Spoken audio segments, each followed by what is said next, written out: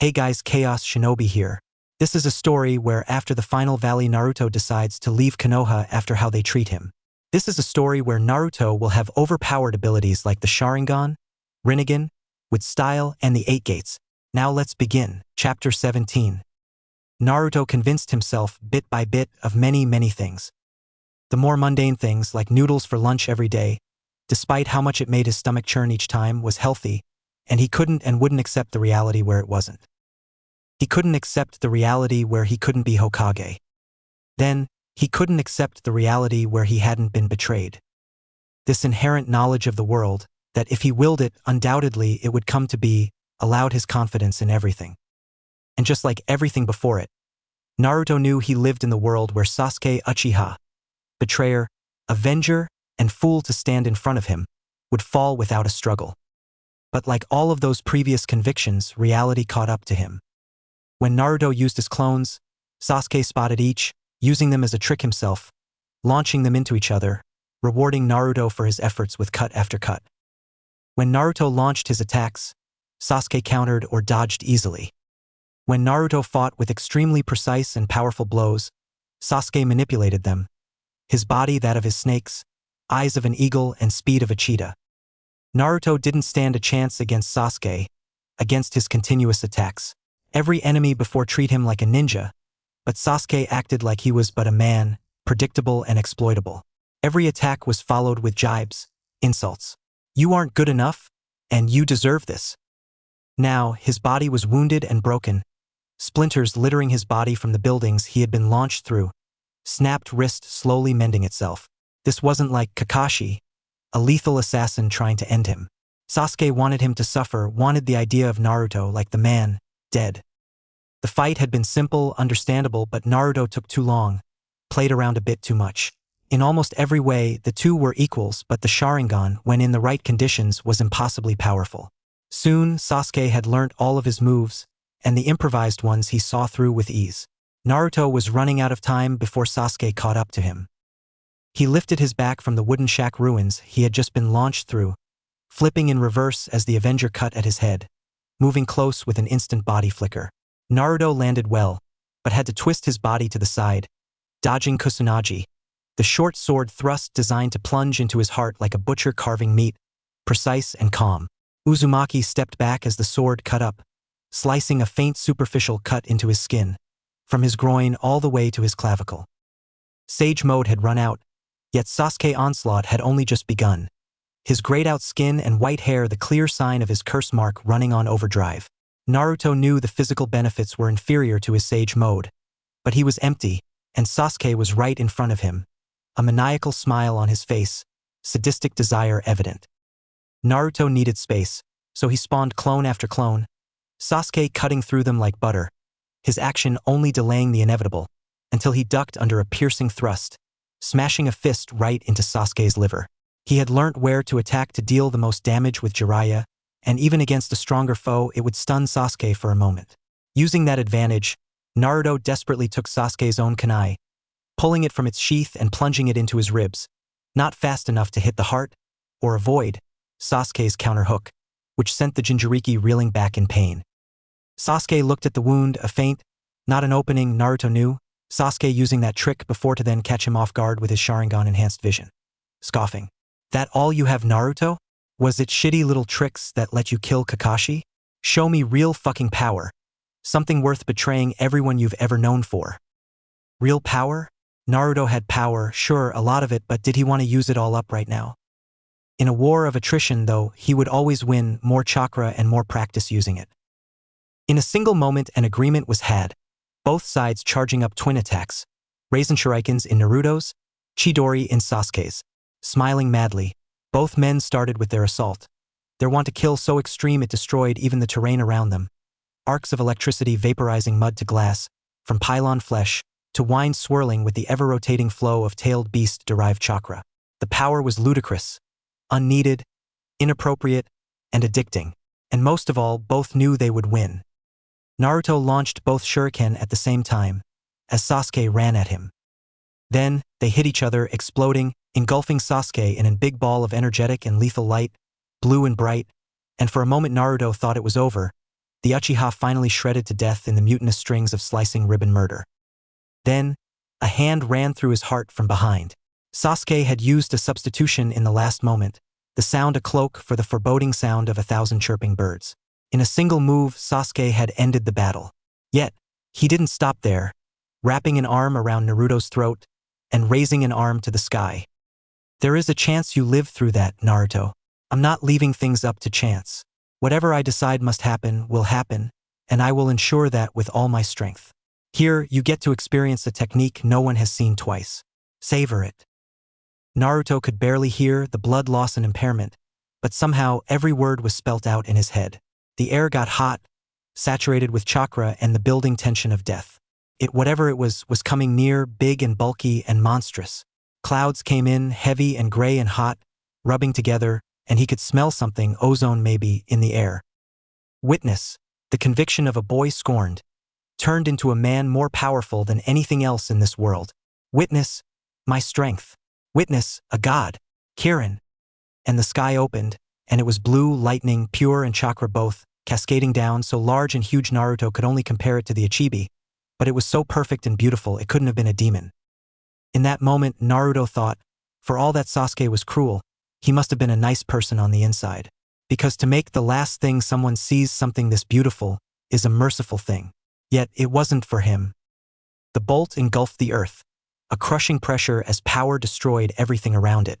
Sasuke had substituted with a clone once more, able to watch his copy and his enemy both be destroyed by the blue.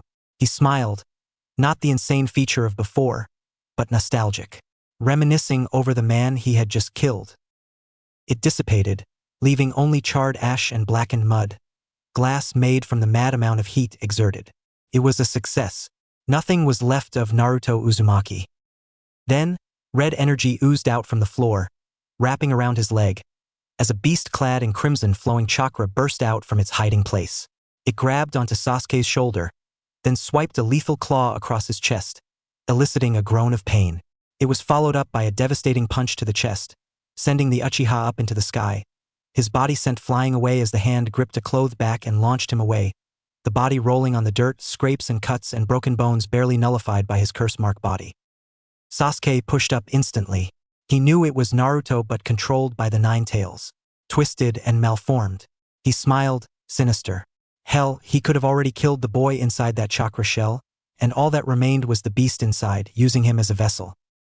Then the skin peeled away, showing a blonde face, whiskers, and not a mark on the Jinchuriki.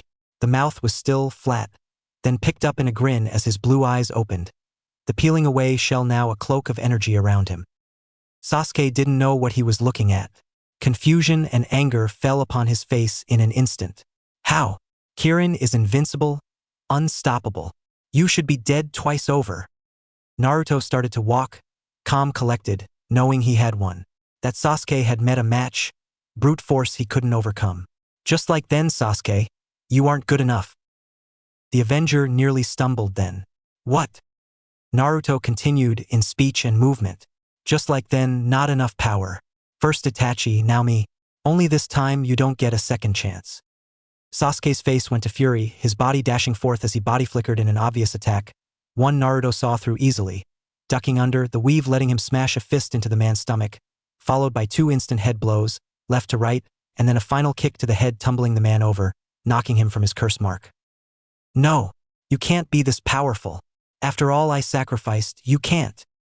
Naruto got closer, towering over the Uchiha, just like Itachi did all those years ago. You aren't him. You can't do it. Nobody but him can kill me, and even he couldn't kill me. Because he saw pity. I have no need for that. You are right, Sasuke. I am a betrayer. I am a killer. I am a sadistic, bloodthirsty maniac, who would sell everything I have ever had for power. I am just like him, and just like him, you are worth nothing, because you can't kill me. Sasuke shook with rage, before yelling, pathetic and useless and powerless, swinging his blade at Naruto, who simply raised his arm and watched as the blade bent around the red chakra cloak, snapping in two. He snatched the broken blade mid-air, and deftly shoved it into the Uchiha's neck. Sasuke looked shocked, his eyes bulging from the pain. He tried to speak, but nothing came out. The last sight before he died was something hellish. A smile, fong-filled but so familiar, just like the one Itachi had all those years ago when he was forced into his purpose. Both were so amused with him. He realized Naruto was looking at his death and so was Itachi. They both saw his end, his loss, his hubris. The only difference is Naruto took hold of it. Both demons, and he lost to both. Sasuke dropped to the ground, dead. Naruto's breathing was heavy, but content, measured. It was over. Sasuke was on his mind for years, he realized, collapsing on a nearby half-destroyed tree, back against the soft bark.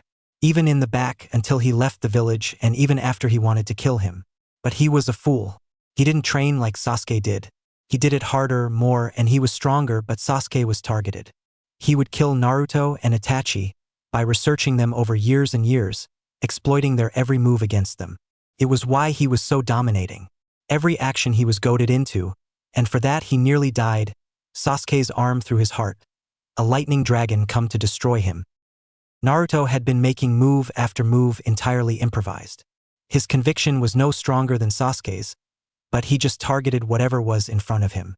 Noodles in his cupboard, the Hokage on the cliff face, his wanna feel attacked, hurt more important than anything. Undoubtedly, he was fucked up. He needed allies to head to Suna and make sure he isn't hunted. Between the Akatsuki, Konoha, and everything in between, he was fucked. They would deal with Akatsuki and then Konoha, and then he could rest, make everything just and right. Still hurt, but he ignored it. He wasn't like Itachi, not fully, but it helped to make it sound like he was. To act like a killer. And, as much as he didn't want to admit it, it felt good, powerful, something he needed to use. What if he was as feared as that man? He got up from the tree, looked at Sasuke's body, and thought for a moment. Like that man? His eyes traced up to the eyes, open, red, and far away. He sucked in air through his nostrils, knelt down, pushed his fingers into the dead man's body, and plucked the orb out, covered in blood. He knew exactly what to do. Days later, a man, blonde spiky hair cut short recently, scarf draped over his neck, orange and red and green outfit intricate and elaborate. His left eye was covered, an eye patch, black leather fastened by a strap, walked, calm, measured.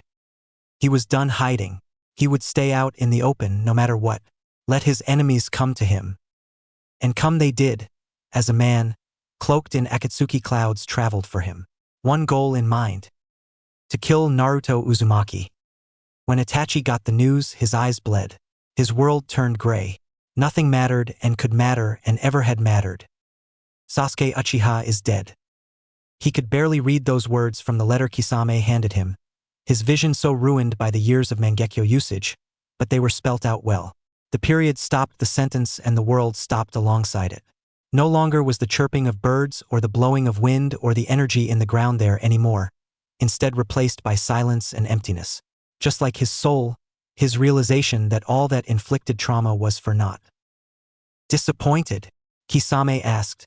A titanic interruption to the solace the silence of the universe had gifted him, as the planet begun spinning again. Itachi wasn't crying, wasn't screaming. He had lived his life lying so much that it was probably easier to shift into the mask of the egoic mass murderer than the real and very broken 22-year-old wreck he really was. Instead, he was looking into the distance, sat, calm and unresponsive, until he was disturbed, of course. I expected better of him. Who did it? It was such a desperate question, but it made sense. Who better to want to fight than the man who killed the person who was meant to kill you? Funnily enough, our former target, Naruto Uzumaki. Apparently, he managed to kill the Uchiha, stole one of his eyes as well. Itachi stopped caring about the Uzumaki's well-being when he left the Leaf, believing him to be just another disappointing traitor seeking to find his own little piece of power and freedom. Sometimes he doubted that the kid he saw, so clearly caring and loving, would decide to attack his teammate like that, but it didn't matter too much. He had killed too many to care if Naruto was really a double agent or a missing Nin or both. Simply that he didn't want Akatsuki to succeed in their plans, and gaining the Nine Tails was the biggest step. Now though, he knew he had to kill him, to destroy him so completely he never came back. Then we will go after him. Kisame chuckled. Really? This kid must be pretty strong if he killed a person you created. Looking at your condition, I doubt you'd be able to fight him without a plan. That was true, though really Itachi didn't want to live. There was an easy way out, both dying, Naruto from Itachi's bullshit, and Itachi through chakra exhaustion and illness, the strain on his body too much. But a small, angry part of himself that had been building up ever since he learnt of the coup, of Shirsue's death, of Madara's return, of the Akatsuki, told him to live. Told him the only person that was supposed to kill him was Sasuke Uchiha, and hence he would refuse death. But to do that, he would need power and a lot of it. Kisame, what would be the hardest fight one could take part in? I dunno. Killing a god, I guess. We could do that by the end of the week. A toothy grin was response enough, but the blue-skinned man spoke in return. Sounds fun. Who are we chasing this time, partner? Itachi himself smiled, a mad, grief-stricken sadism surfacing. He had wanted this for so long, and it was near. The Akatsuki. Tsunade was tired. Too tired. An old woman pretending to look young to make her feel strong. She needed new blood. Someone she trusted and someone she knew would sacrifice everything to help those around them. Kakashi was a candidate before he was ruined by Naruto's departure and then killed by him. Gods, she had seen how many failures the Leaf had experienced, and it was horrific. The Nine Tails attack, the Hyuga scandal, the Uchiha massacre, the Konoha crush, Kakashi's death, and of course Naruto's escape. The Leaf was weaker than ever, and it needed someone better than her to help it. The candidate list was short and the valid ones even shorter. The ones she trusted out of them was barely a scrap. But in the end, after it all, she only had one choice, and her only hope was that she accepted. A knock came from the door. Tsunade, distracted from her thoughts, called for the person to come in. Pink hair flowed past the door, wind blowing past, her student now standing in front of her. You called for me, master? If Tsunade had a single ray of hope, Sakura was it. Young, smart, stronger than her. Now, she looked more confident and womanly at 18 than she ever had. Her eyes steeled and mature as she walked in front, somehow understanding the seriousness of the situation without a single word. I think it is time for me to retire as Hokage. Sakura's eyes opened wide, shock evident. Are you sure? I'm tired, Sakura. Tired of ruling, a failure. I need a replacement, one good enough to save us all. Where is this going? Tsunade Senju, 5th Hokage, drunk, gambler, fool, looked her protege in the face and smirked, a smile that told of nothing good. Sakura Haruno, you will be the 6th Hokage. The pink-haired girl didn't respond for a while. Tsunade, though she would shriek or run away or smile or anything, but instead she sighed, sitting down on the chain, putting her head in her hands. Really? Are you disappointed? Not really.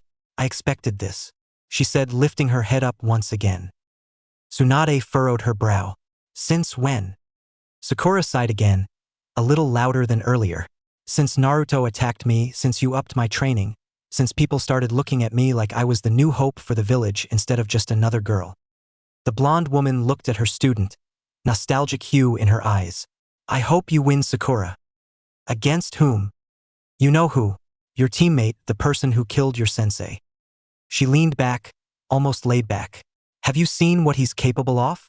I can't defeat him. Tsunade shook her head, ready to try to convince Sakura. No, you're strong, I know dash. I never said I couldn't win against him. Silence for a time. What is it? It'll take time and Shikamaru, but I have the beginnings of a plan. One that will let us win no matter the sacrifice. Tsunade smiled, sad, nostalgic, but real. That's my girl.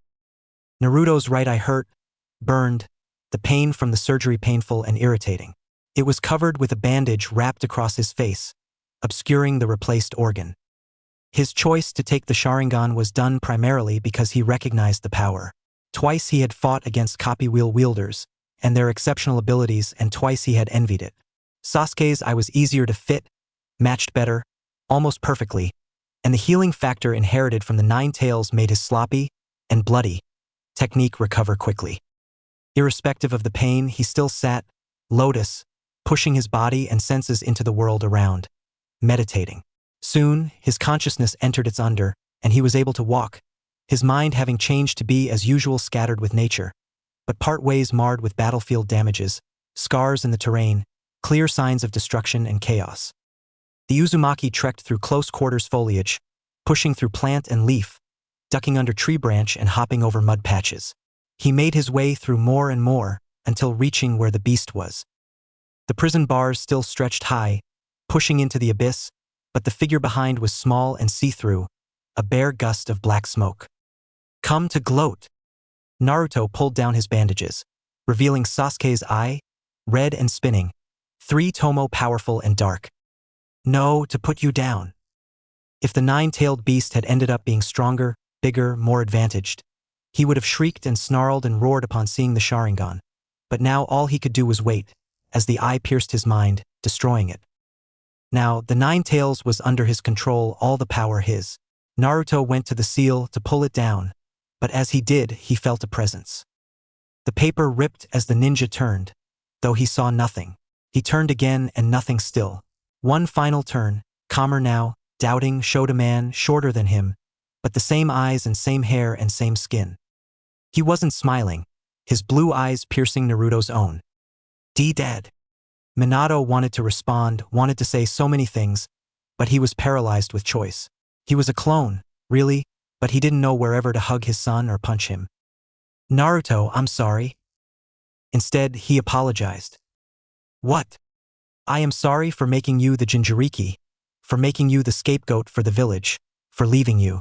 If I had done better, maybe you would have turned out better. What? What do you mean better? Naruto was offended, Minato noted. He made no effort to change that fact. You killed Kakashi, son. It was self-defense, but you attacking Sakura wasn't. You betrayed your own because of your own insecurities, and I can't ever forgive that. As Minato went on, Naruto's anger grew and grew. Forgive me? You made your son a living weapon, hid his lineage from everyone, and died on me, and I'm the one who has to be forgiven. The 4th Hokage shook his head. It isn't like that, Naruto. You dare say that to me, to imply it was my fault? It was your fault. Mine and yours, both. I fucked up by abandoning you, and you fucked up by being a traitor. Naruto walked up to Minato, pushing him with an unbridled fury. I was never a traitor. She betrayed me, by taking away my birthright. Being Hokage isn't a birthright, it is something that is given to you. You earn it. I deserved everything for what I went through. Minato stayed silent then. Naruto's whole mental space stayed silent, as the boy heaved, furious. All I ever needed was a family. I know, son. Why? I'm sorry, son. I'm sorry. Naruto looked up, to his father fading away. Minato smiled, sad and tragic. Guess I'm out of time. The Jinchuriki halted for a moment, until he moved again, tackling his father in a hug. I am sorry. I should have just talked to you. Made things matter. Shoo, it doesn't matter. Even after everything, I still love you. Eyes brimmed with tears, Naruto separated from his father. As the man faded away, a smile, eyes closed, disappearing until the only thing left was white void. Then Naruto awoke. He was in a hotel room, one he had rented out, a clone watching the door. Naruto knew this was ill-advised, but he was too excited, even reeling from seeing his father like that, the doubt if it was even real, the question if he wasted it or not. Finally, after years of being terrorized because of it, he had defeated the 9 tails. It was dead, and he had inhabited its power. Now he looked deep into his body, the core of chakra within blending closer and closer to his seal, until the two combined into one. It didn't hurt, didn't feel of anything really, but Naruto could feel the power brimming at his fingertips. The simultaneous swirl of man and demon turned into one being. Like glass shattered, a flush of sound came with a burst of power, as Naruto's body flushed with golden red flames, the chakra coating his body, coming out as commanded, and staying with him, obedient. He took it off his skin, the golden power floating around like a wraith, before Naruto chose to let it flow into his scarf instead, the apparel flashing with gold, before dissipating back into his core. No more was he a Jinchuriki, no, not even a tailed beast. He had become a god, and smiling with elongated fangs, Naruto realized he liked it. Itachi? Yes, Kisame? Did you love your brother? You're grieving, you know? I can smell it as much as I can see it. You're sad. Disappointed. Because he died? In myself. Silence. The rain pouring right on the outskirts of its namesake country was the only background to the tense nothing coming from each man's mouth. Itachi stayed, eyes closed, almost too calm for what he was going to do. If you wish to ask me something, do it, Kisame. I trust you, Itachi. Gods know I fucking shouldn't, but I do. I'll deal with whatever shit in whatever storm you want us to walk through. But tell me why at the very least. Tell me what Sasuke meant to you. Itachi inhaled. Small, measured, deep. He was my brother. Ever since he was a child he wanted to be like me, and when the leaf made me betray everyone I ever loved, I remembered my young scarred self, 5 years old, and always too young to see a pile of dead, slaughtered children at my father's hand. I thought of what that made me, how it made me a legend of sorts, prodigy yes but driven, and imagined that if I made Sasuke the one that lived, he could have had an even better drive, one that went beyond reason. I will not lie to you, Kisame. I always wanted to do and be good, and part of why I killed the clan, scarred Sasuke like my father scarred me, is because I wanted to fulfill my fantasy of being different, of being good. In the end though, I am just like how my father was. All I wanted was a copy of myself but stronger, and Sasuke became someone else whilst I was not looking, saw someone who I did not care about and died fighting him. I'd like to say I loved him, and this grief in my heart is the greatest evidence to that idea, but in reality, I loved my memory of him. I imagined a nicer, more innocent Sasuke, and chose to believe the lie that I was letting him live, just like how I believed the lie that I was making him stronger. All I left was a boy, broken and alone, ironically just like me. Kisame looked at Itachi, whose eyes were despondent. He smiled all teeth. Finally, some truth out of your mouth. Is that enough? Aye. Good. Now let me sleep. Next morning we kill Pain. Killing his leader would be easier said than done, of course. The man's abilities were both elusive and legendary. His eyes the rumored inheritance of the sage's power. Control over his city so powerful people called him God and his helpers angels. That wasn't to mention the large number of S-ranked missing surrounding him, high-powered allies in higher places. Itachi had come prepared though. He spent a large amount of his adolescent and the rest of his adult life cataloging and documenting the powers and weaknesses of each Akatsuki member. Of course, he would only need to kill the few in the base, defeat Pain, and he would be done. By his estimation, Madara was off manipulating people behind the scenes, Black Zetsu was with him, Sasori had been killed trying to invade Suna, Haiden and Kazuku were dead, and so the only ones he had to fight were Deidara, Konan, and Pain. Deidara was easy, Konan was unpredictable, but he would beat her eventually, even if he did have to use Izanagi, and Pain was the wild card. However, he was smart enough and his eyes strong enough to know that the puppets were controlled by a main body, one he had never seen before, from his estimations lying at the top of the Akatsuki Tower. Convenient considering their main base was a few floors from the peak. Despite that, he knew he had little chance. Still, Akatsuki was stronger than he could handle. He had hoped when Sasuke killed him, he'd be able to use his eyes and the Manjiiko to kill them, but alas, he had to settle. Most likely, his partner would outlive him and fall soon later.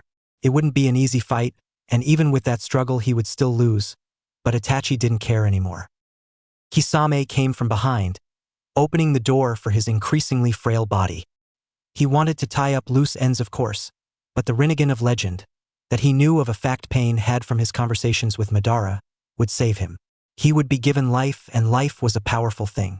Once he had it, he could find Uzumaki and end him, fix his mistake. Itachi still didn't trust his partner, but he could predict him, understand him, and that was good enough. For so long Itachi had wanted to bring down Akatsuki, but he was always too weak, too apprehensive rather, to go for it. But with the man by his side and his plan, he knew he had a chance. If he failed here, he knew Sasuke would go unavenged. In no world was he going to let that happen. They entered the elevator both, and the heat seemed to rise, tension and paranoia filtering through his thoughts as the cage rose and rose. Pain was strong, too strong for him to win against through ordinary means. All he had was a chance that he would have to take advantage of, attack the leader where he was most vulnerable. The door entered and they left soon after, entering the lodging area for the multiple Akatsuki members. Itachi always hated staying here, too musty and dangerous, but he put up with it for the purpose of the mission. Deidara was as expected sitting like normal on one of the bare chairs dotted about, but surprisingly Konan was stood, waiting for them. Perfect posture and haughty appearance like always, unaging and unchanging. Pain is taking care of an intruder. An opening. He needed to play it cool then. Does he need any assistance? Our God explicitly told me he wanted to handle it himself. Interesting. The fake Itachi, the liar, would ask, and so the real one responded in turn. Who is it? The blue-haired woman hesitated. Itachi's well-trained ears heard an explosion, well across the city. Jiraiya, the Sannin. Even Deidara looked stunned at that. That guy? Let's hope Pain wins, yeah. It was an opportunity, the best one they were ever going to get. All it would take is Deidara being taken out, Kisame holding up Konan, and Itachi finding the source of Pain's power, and he could win. There was silence, as the tension of the room raised and raised. If nobody was keeping secrets, it would be a confusing display of 4 people waiting around whilst their leader was in a fight, but Konan had probably suspected him for weeks, Deidara didn't ever trust Itachi, and Kisame knew a fight was going to happen. Itachi flexed his hands, the joints aching, failing alongside the rest of his body. It was now or never. Chakra flushed up from his core, near his heart, hurting and searing as it slammed into his eye, the Sharingan blossoming into a kaleidoscopic pattern, pain and power shooting through. In an instant, flame was made in its vision, igniting black fire across Deidara's face, melting skin in mere seconds, a horrendous scream billowing from the mad bomber's mouth. Before the solitary line of blood had even begun to drip down his face, Konan had tossed a lethal array of card-shaped razors at him, too fast for him to dodge. Before they could hit, though, a blade deflected them, Kisame standing in front, an unsaid statement that he would take care of the older woman. Itachi thanked him with a pat on the shoulder, rushing as quickly as his burning lungs and worn-out chakra system let him, body flicker after body flicker in an imitation of his long-dead cousin, one after another, smashing through the glass at one end of the building, ducking under more of Konan's attacks, flipping onto the side, and flickering up more and more. The Amaterasu took it out of him, but dealing with Deidara first was needed. He was unpredictable, and danger close could have hurt the Rinnegan Itachi wanted. Konan was more of a threat, but could be dealt with, and easily distracted considering her fervor for her god. He was getting more and more tired by the second, but he would live. He had to. In the reflection of the glass he was stood on, Itachi caught a flicker of movement, his body forcing itself to contort and flip out the way of another attack from the angel paper lance smashing through glass and barely missing him. She was there, flying above, maneuverability much better than his, so to limit her movement, Itachi resorted to launching a great fireball at her. Kisame, following them both from below, fired a water bullet aiming at the same place, such that when Konan inevitably dodged they impacted together, creating a cloud of steam. As strong as Konan's mobility was, soaked paper is harder to manipulate through, especially when it is saturated with chakra. She would struggle to follow now, so Itachi turned, completing his accent, smashing through the metal wall with an excessive display of strength, trusting Kisame to handle Konan. His body rushed into the opening, allowing him access to the hold where a red-haired figure was leaning over, attached to a confusing machine, spikes of metal poking through his body painfully in a grotesque statue of sorts. For a moment Itachi thought this another puppet of pain. That thought was dismissed when he saw his face, the glow from his eyes stronger and more lifelike than the Devapath's body had ever been. With the Uchiha caught in shock and confusion, the figure managed to slowly raise his hands, pulling Itachi towards him using gravitational manipulation, several spikes lengthening to pierce the interloper's body. Itachi summoned his Susanoo, the Yata mirror managing to block them as the powerful forces glanced of each other with a painful ring. Right next to the Uzumaki now, Itachi unsummoned his Susanoo, banking on the frailness of the man applying to his reactions too, as he simply cut across the neck of the man, killing him instantly. The blood dripped down, a clear sign of success, as the man's eyes wilted, purple glow fading from his steel-ringed eyes. Itachi was tired, but he could recognize how lucky he was to have one in that way he did, possibly even fast enough to save Jiraiya's life. Then a shrill, anguished scream of "No!" came from behind, high and sad and ear-piercing. Itachi should have put up his Susanoo the moment the woman vocalized her pain, but it was too similar to his memories of that blood-soaked night of familiar betrayal, and he was punished for his foolishness by a chest full of razor-sharp cards the moment he completed his turn, only managing to deflect a few from his neck with his tanto. Konan had her hand outstretched, aimed at Itachi, her attack hitting true, her love avenged. Then soon after, her grief was ended by Kisame swiping Samahata across her head, cleaving her top half to bits, leaving only her legs and abs kneeling on the cold steel floor. The man was scratched but mostly fine, far away from the near-death Itachi was feeling. Kisame rushed to his partner, pulling the younger man's body towards him. Idiot! Getting hit by an attack like that. The man's voice was detached, as if he was talking to Itachi when they had first become partners, not holding the near-dead 20-year-old's near corpse. Itachi would have let himself die, but he was so close to winning that he needed to try something that would probably have killed him anyway. His body shimmered as almost the rest of his chakra brimmed to the surface, and a solitary eye went blind, before he disappeared from Kisame's grasp. The fishman was stunned, believing himself to have been entrapped by one of Itachi's genjutsu, before being startled by a hand on his back. You're right. Itachi stood, alive and well, in front of the man who was just holding him. What? Itachi walked calmly to the body now leaking blood like a waterfall, pulling the head up, getting a clear look at the Rinnegan both with his one barely working eye. I shouldn't have gotten hit by that. Now this is going to be more difficult. Then he ripped the right eye from its socket, depositing it in a pre-prepared bag, doing the same with the left before holding it to his eye instead, tossing the bag back into sealed storage and standing up, the orb still floating in his hand. This was your plan all along, wasn't it? The Uchiha nodded. My only option, really. Kisame shook his head and smirked. This'll let you live, then? The Rinnegan is said to even be able to restore the dead to life, Itachi stated, before he ripped his blind eye from its socket. Itachi, Kisame noted, was interesting. Since he was young, the fishman had always known how to read in between the lines, and he could tell Itachi was always hiding something, though he could never figure out what. He figured, and he assumed this was by design, that it was a sadism, a psychopathic glee in killing, which would be the entire reason he did anything, but as time went by he noted how calm and collected and cold the boy and eventually man was, and how it didn't fit with the image of a person blood running so hot he'd kill his entire clan for bloodlust. It made more sense when Kisame realized the man was sick, terminal, and he hadn't went to a medic. The two could have found Tsunade when they found out a few years ago, but Itachi said no, and that was that. When Kisame realized it was because he wanted to die, he though the Uchiha weak. When he realized that he tortured his brother so he would be the one to kill him, he realized how strong he really was. Living with that burden for so long is so ridiculous, just so your loved one can end you and grow stronger from it. Still, even now, he was hiding things, talking to Madara in secret like he always did. The plan he made, elaborate and insane and brilliant, would continue to annoy him until the complete thing was explained to him. He needed to know. Itachi returned, hand covering one eye and an eye patch covering the other.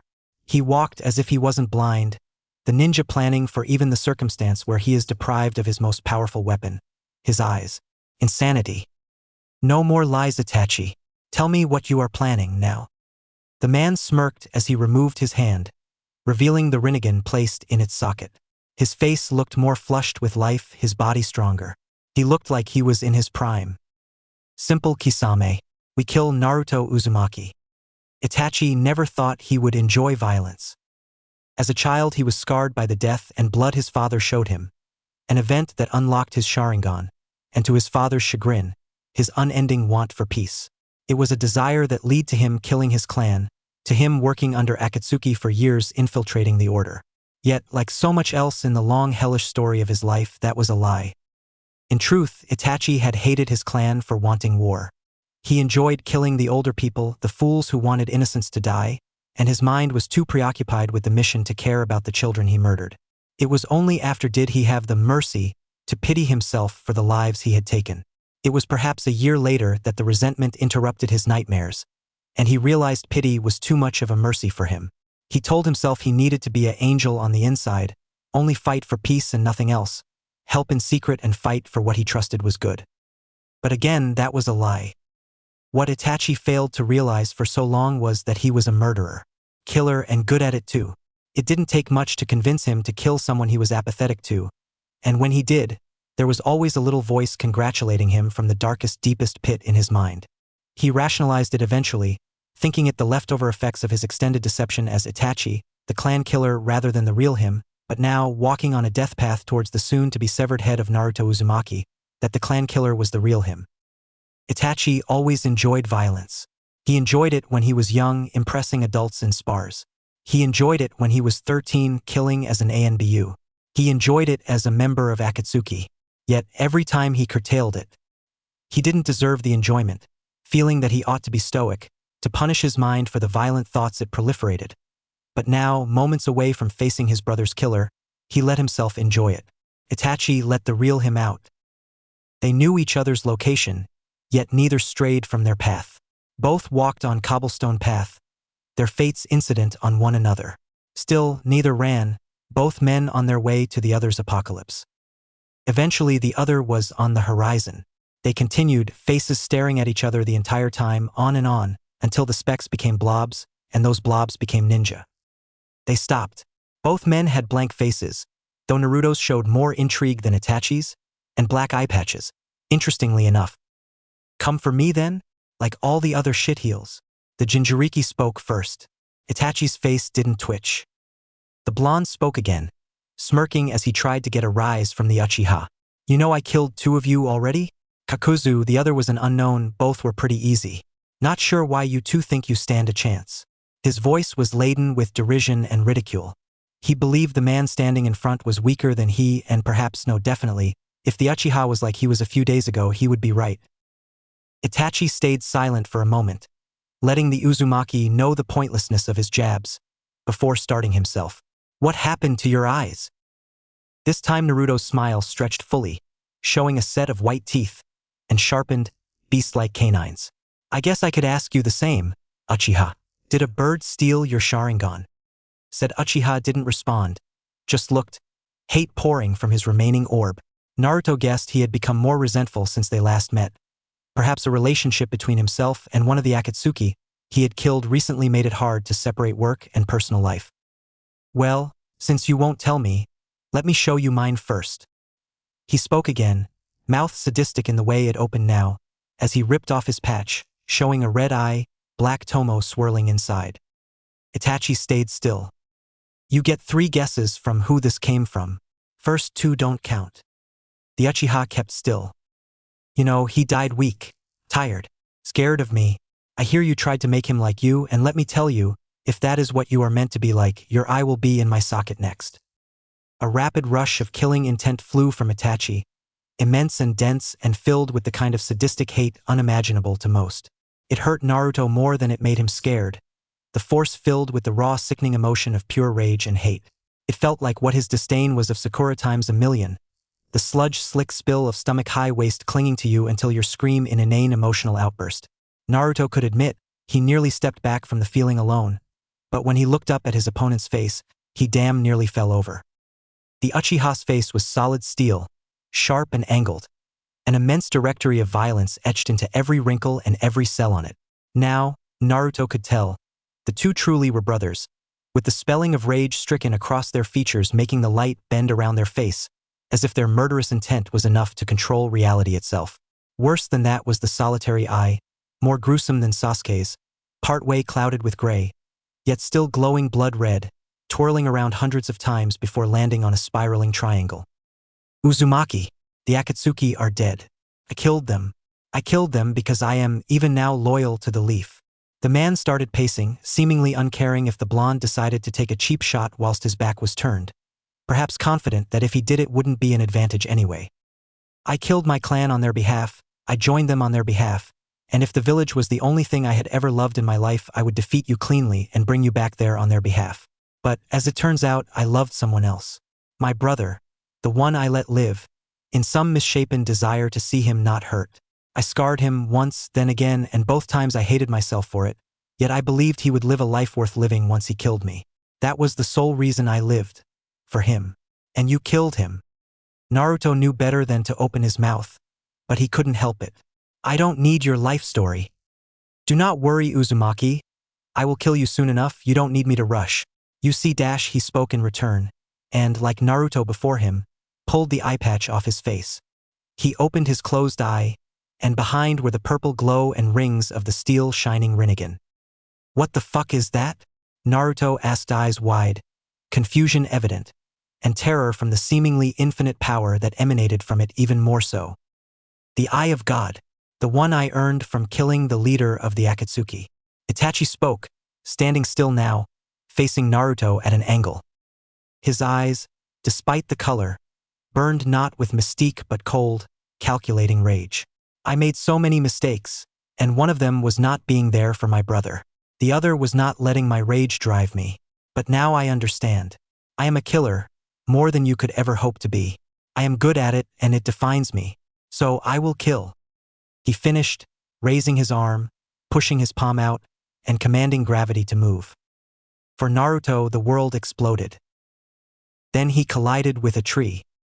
And another. And another. And another hit him harder, sending his body spiraling enough for him to hit the floor and skid across the dirt like a fleshy missile, carving a line in the ground. Naruto knew if he hadn't already been in Sage mode, he would have been dead.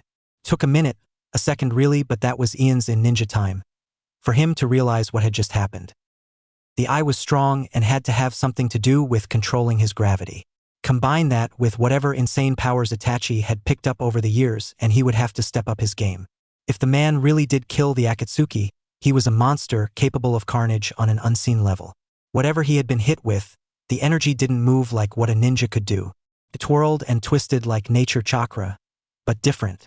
It made his stomach swirl simply in the way it flowed through the space around it, destructive and furious. It mirrored its master perfectly, in human and machine. Attempting to get his bearings, Naruto looked up, seeing the former Akatsuki member floating casually mid-air.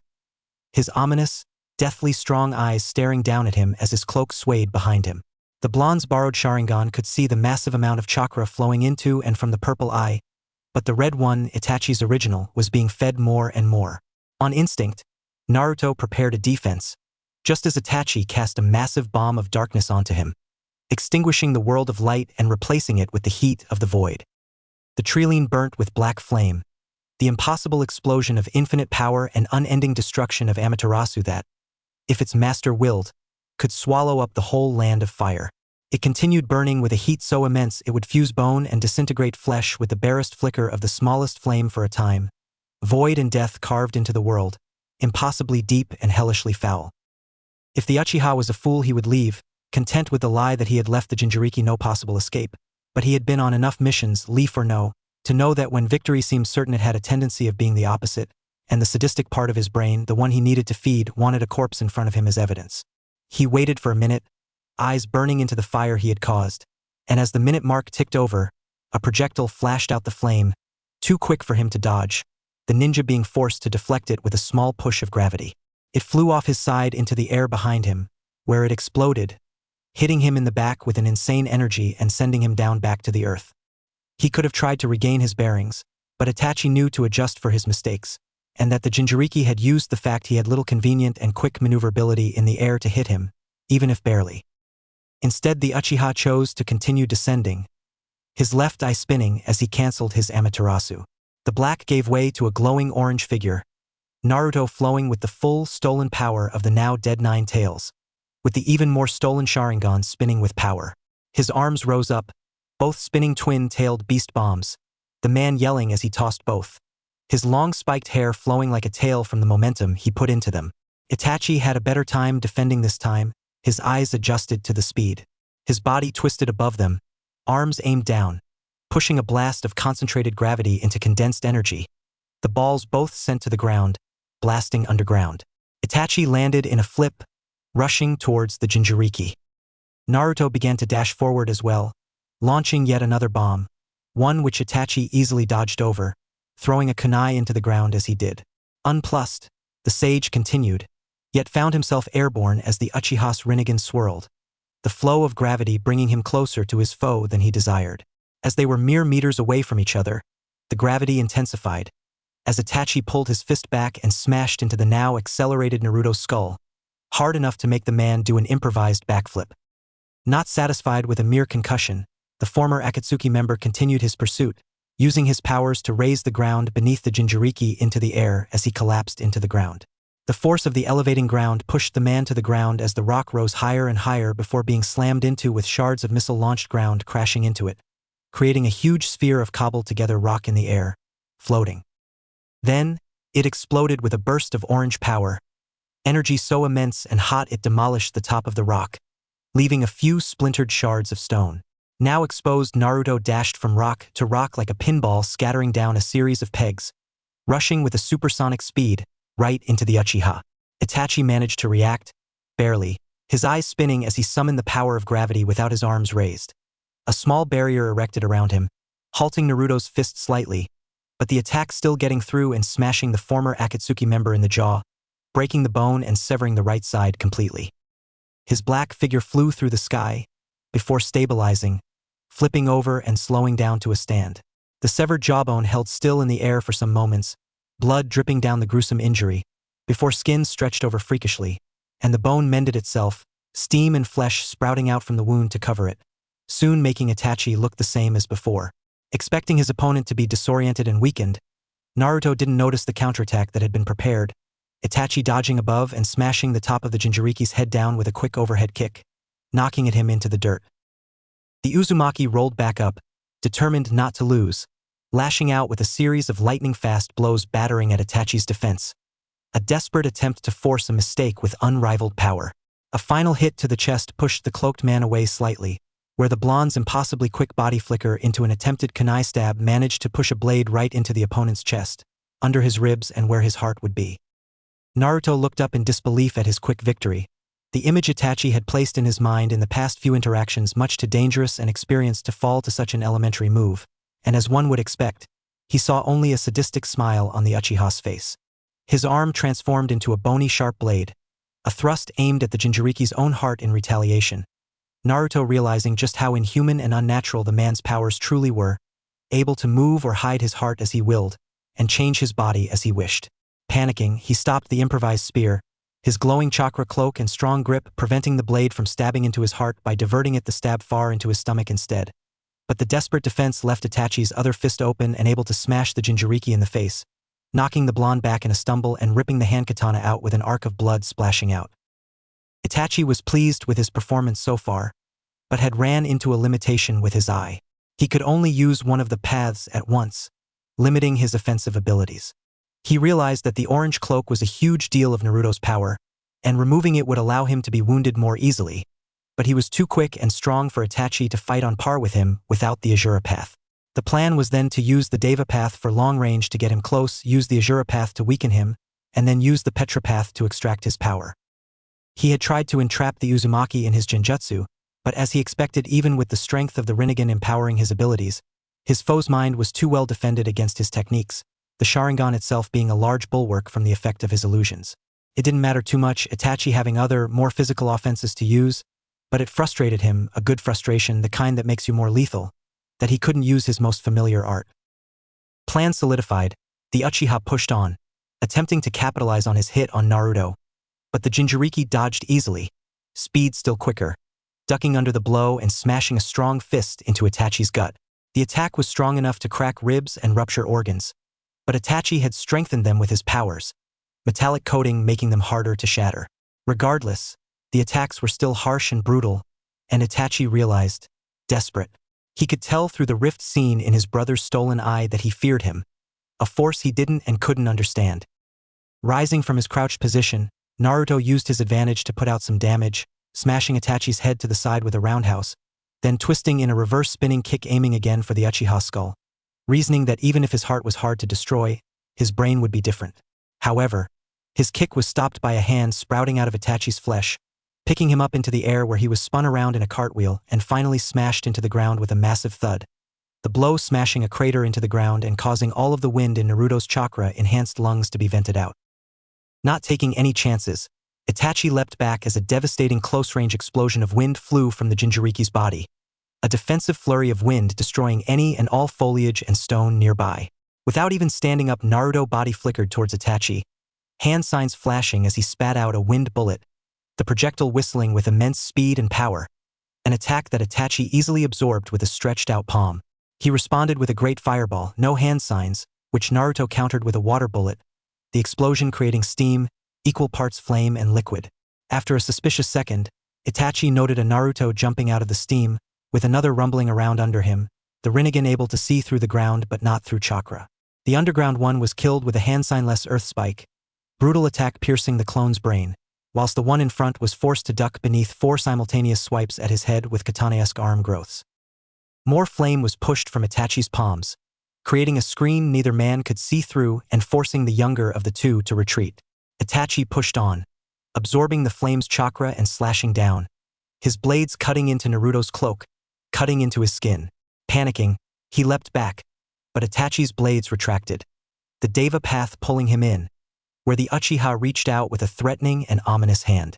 Naruto's instincts yelled out for him to dodge it, and so he manipulated the earth below him, allowing his body to fall through just under his grasp, only a small amount of chakra being stolen by the Petra path. He resurfaced a few meters away, jumping out just out quick enough for Itachi's white-hot heat to burst out the tunnel behind him without scratching him. Naruto had figured that Itachi's abilities were exclusive. He couldn't use one whilst he was using the other, which meant he was vulnerable for just a moment. A moment he could use. As it was, he was on the back foot, Itachi pulling out more and more unique abilities as the fight went on when he only had a few. He was getting pressured, forced to rely on his least obvious tricks whilst Itachi seemed to only get stronger as the fight went on. It was terrifying, almost this impossibly powered man, intelligent enough to use it, and with a deep burning rage inhabiting every cell in his body, rage and killing intent only intensifying since that initial explosion. More than ever, Naruto had doubt in his mind he could win. The man spawned a few clones behind him and rushed with them at Itachi, who raised a hand to push the overwhelming force away with the Deva path. Before he could through, twin Raisin Shuriken flew from the hands of two clones, forcing Itachi to point his arms to the side instead and deflect the two projectiles, allowing Naruto closer than Itachi expected. Still though, even with his hands preoccupied, Itachi was not harmless, blood flowing from his tear ducts as his eye, somewhat repaired due to the influence of the Rinnegan on his body yet still clouded, with the incredible power of Amaterasu springing to life and smashing a small black fireball into the lead clone, sending him flying back. Not finished with his defense, Itachi commanded the flame to shift into a multi-pronged lance, piercing each clone still standing in quick succession, the heat too sharp for even Naruto's clone's cloak to protect against. As each Naruto burst into smoke, the real one remained hidden. Itachi guessed correctly, and dodged back where another burst out of the ground, Rasengan raised into the air. The Uchiha simply grabbed onto the Uzumaki's arm, holding him and draining each drop of the Nine Tails chakra from him, feeling more and more strength flow through his formerly broken body. He would have continued like that, had his newly found Rinnegan hadn't felt an unusual amount of chakra emitting from a stray shard of rock that had burst out the ground. The sound of a transformation halting pulled his attention upwards, where the real Naruto was, tailed beast bomb Raisin Shuriken in his grip, the projectile already leaving his fingers. At the point Itachi only had one good option. Susanoo. When Itachi uttered that word, the name of a god long forgotten, it seemed like the world simply stopped, and all that he willed would come true. The battlefield was no long the ground of man and woman alike, but instead that of battle-driven demons. Demons, for whom peace would be paramount to death. Using that accursed chakra construct, the flowing fire red light frame bending around him in a shell of cloth-covered armor, Itachi thought that he must, like Naruto, be one of those demons fighting because it is the only thing they have ever known. The Raisin Shuriken hit, and the world exploded. Wisps of white and blue chakra vomited from the impact point like unlimited tendrils, the power with which they impacted the ground like some kind of monstrous octopus throwing a tantrum. Yet it failed to pierce the shield that the Uchiha wielded. The Susanoo pivoted, not even affected by the massively chakra-induced attack, instead lunging into the air with its sword, right at the mid-flight Jinchuriki. Naruto knew that sword somehow meant death, a loss he couldn't regenerate from, and so he let a clone toss him to the side whilst it took his place, the blade piercing him, but worse, the leftover cloud of chakra being taken by it, the smoke sealed in a pot. To the Jinchuriki, any hit with that thing would mean failure, but no hit rallied at the monstrous suit of light armor would damage its controller. An invincible being who could instantly kill you, he mused. What else would a god be? Then, with a gruesome smirk, the blonde held out his hand to the air and started charging. Another Rasengan. This time he imbued it with twirling tendrils of blue flame, the fire, mixing into the chakra threads until it glowed with power. His arm then glowing with the orange of the Nine Tails chakra, He created a jaw which bit down on the orb, the pressure building up until like a beam of death massive amounts of chakra shot out at the Susanoo. Again, the smoke cleared, and no damage had been rallied at the frame. Give up. Jinchuriki, kill yourself and I promise it will be an easier death than what I will grant you. There is no way to piece the Tokatsu mirror. Your hard-headedness won't allow you to win this time, fool. Once again, the Jinchuriki ignored the taunts of the Uchiha as he charged up another Raisin Shuriken. He launched it, and before the explosion had even cleared, he started charging another. Again and again, explosion after explosion battered the frame of the Red Warrior, as its controller looked on passively. Part of his brain wondered what the plan was, but he wasn't just content with beating the blonde, he wanted him to suffer, to confront him with an impossible obstacle, one he couldn't surpass no matter how powerful he would destroy him, and soon he would run out of strength for the first time in his pathetic life. And wonder where it all went. Because of those thoughts, Itachi believed that his opponent couldn't have a plan, that his craftiness was giving way to irrationality and fear, and this was the last death knell of a foolish brother murderer that had nowhere left to go and nothing left to save him. But then the Jinchuriki didn't stop. His attacks got more efficient as the chakra balls continued to get launched at Itachi, and in fact the force pushed him back a little. The Uchiha tried to move forward to him, but time after time the power got bigger and it became harder to push his construct forward, as if he was walking against the wind. 20 projectiles and counting, Itachi doubted the boy would ever stop, that his foolishness would truly kill him, but even as the Uchiha's Sharingan showed the boy's chakra level getting lower and lower, he kept at it. So entranced was he by the possibility of his opponent's failure that he nearly didn't notice his own dwindling chakra resources. Itachi knew his Susanoo drained chakra at an extreme rate, hence his reluctance to use them compared to the extremely efficient Rinnegan paths, but now he was trapped, being battered with attack after attack with no end. He couldn't guarantee he would hold out longer than Naruto would, and whoever folded first. Naruto saw the flaming construct fall, knowing his gambit had worked, that the Uchiha had needed to retreat before Itachi held out his hand and used the Petra path to absorb a Raisin Shuriken, restoring his own powers somewhat, and in response, seemingly uninspired, Naruto launched another right at him. Smirking, Itachi readily accepted the extra fuel, stealing it once more, but before he could fully incorporate it into himself, his arms started turning to stone. Nature chakra had been used to power the final ball and, acting fast, Itachi sliced off his arm with his left hand, turned into a bone machete.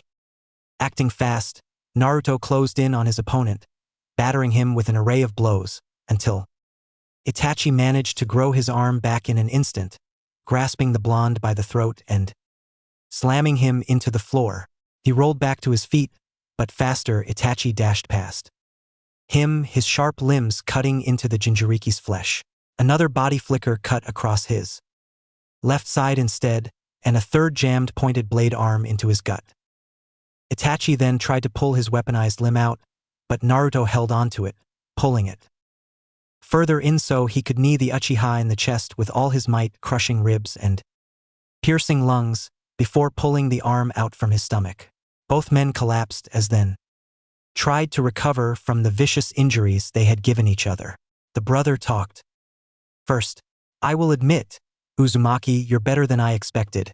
I wanted to believe you were nothing but a lucky dreg, but now I see that you're willing to sacrifice everything to live. You remind me of my father. Was he as much of a bastard as you? Itachi looked away, far away, as if he was seeing something that nobody else could. Yes. Yes, we are. Eager as always, the Jinchuriki forced himself up to one knee as a mirror. Itachi tried the same. Their injuries were healing, but not nearly fast enough, a huge hole still leaking out from Naruto and Itachi's chest ballooning out and expanding to its usual size, but still broken and shattered. Both men coughed up blood as they finally rose back to their standing heights, hands and feet stretching into fighting forms. Itachi's, proud and responsive, Naruto's deceptive and powerful. Then they ran towards each other. A flurry of jabs dodged deftly, with an upwards kick stunning Naruto for but a moment. A grapple reversed and countered into a body slam, the impact taking away Itachi's breath. Punch after punch of viciousness, countered with interception after interception of rage and righteousness. Naruto pivoted around a jab, moving the fist out the way to pummel his foe in the chest. With a punishing blow, he stumbled back, which Naruto took advantage of, tripping his body with a well-placed hook kick, yet it vanished to reveal Crow's. From the side, cloaked with illusion, Itachi smashed a spinning elbow into the Jinchuriki, which he took well because he instantly responded by following Itachi's spin, ducking and smashing the Uchiha in the gut. From below, he rushed the blonde uppercutting Itachi, then hitting him in the face with a right hook, yet with the left Itachi grappled, jumping and wrapping his leg around his foe's left arm, twisting his body and snapping the bone. Screaming with pain, Naruto ripped himself out from the Uchiha's grasp, before standing tall, nursing his broken limb. Noticing Itachi's smirk, he let it go. Yeah, fuck it. I don't need 2 arms to beat your ass. Itachi rushed in, twin jabs dodged and reflected each by Naruto, who then positioned himself around Itachi, dropping him to the ground with a kick to the back of the leg. He gave a right hook to the back of Itachi's head, who rolled despite the obvious concussion.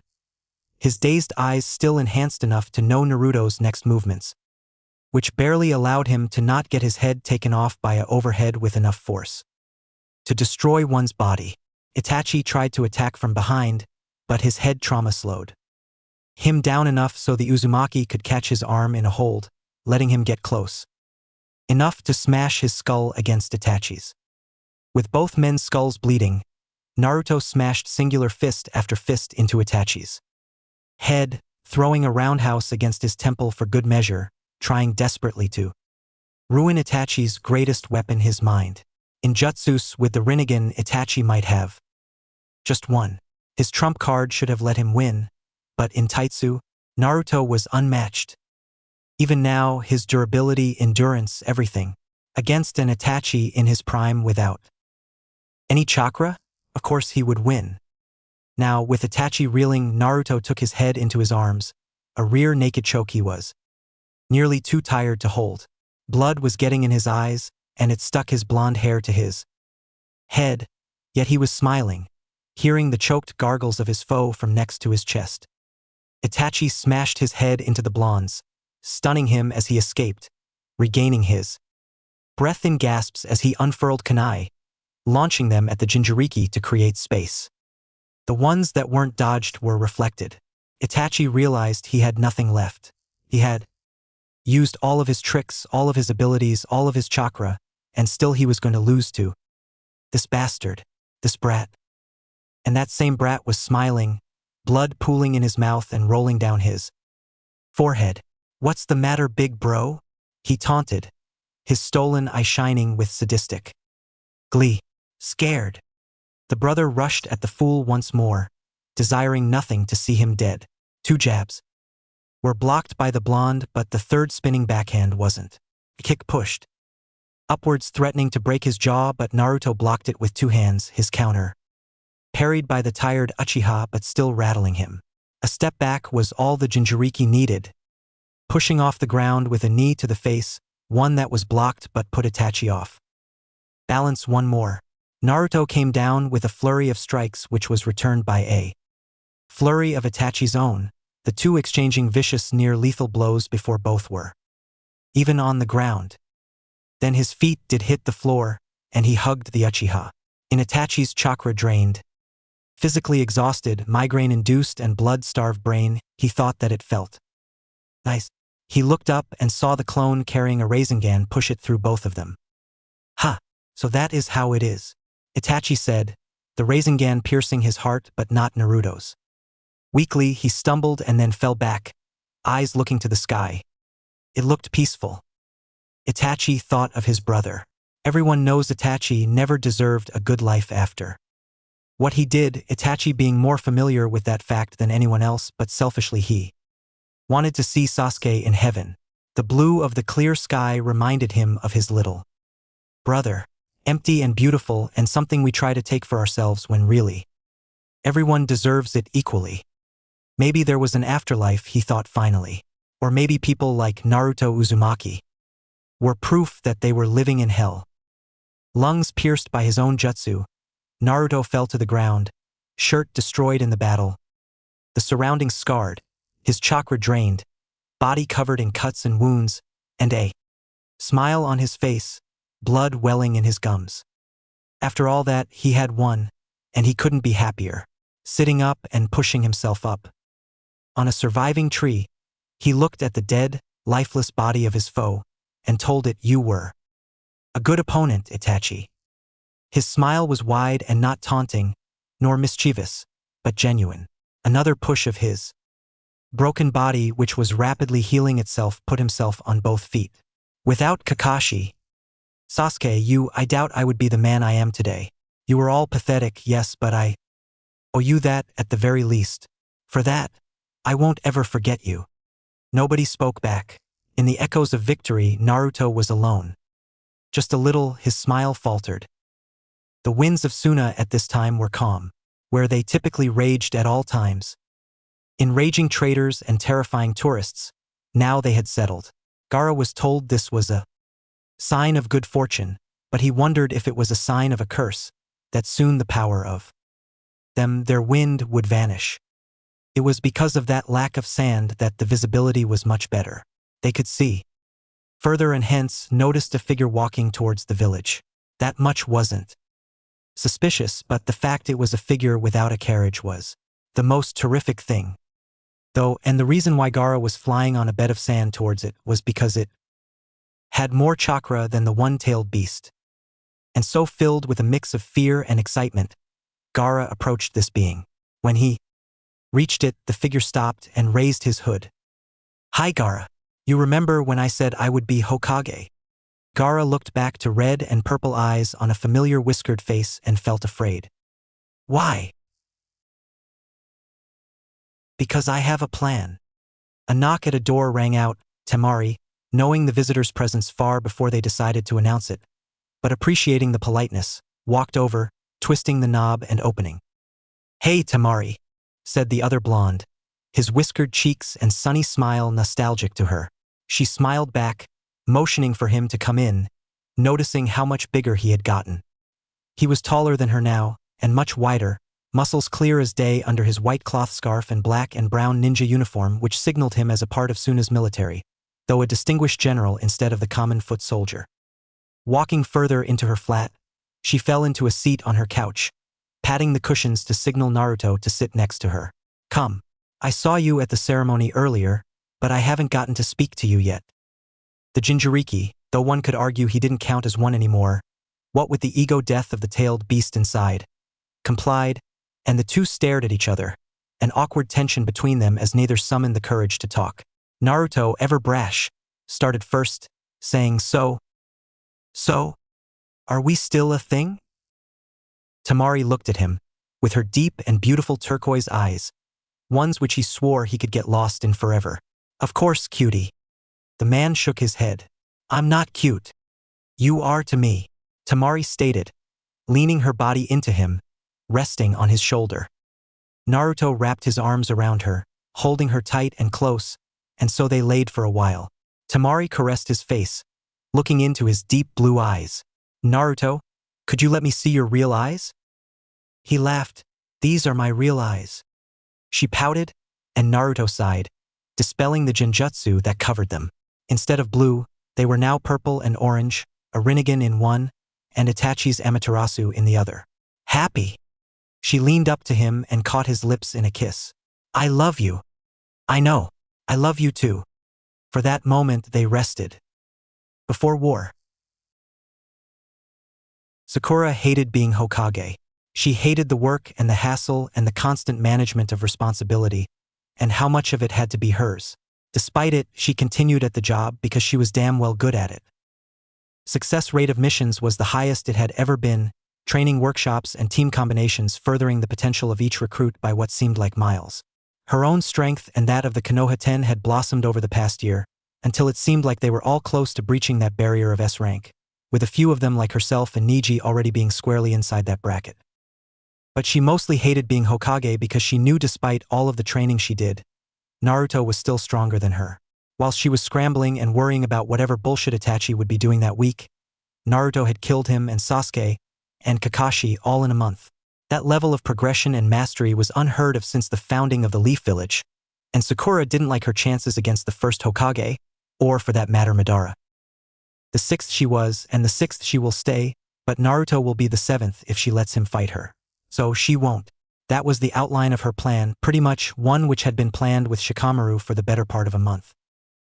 See, it wasn't that hard to figure out Suna was gearing up for war.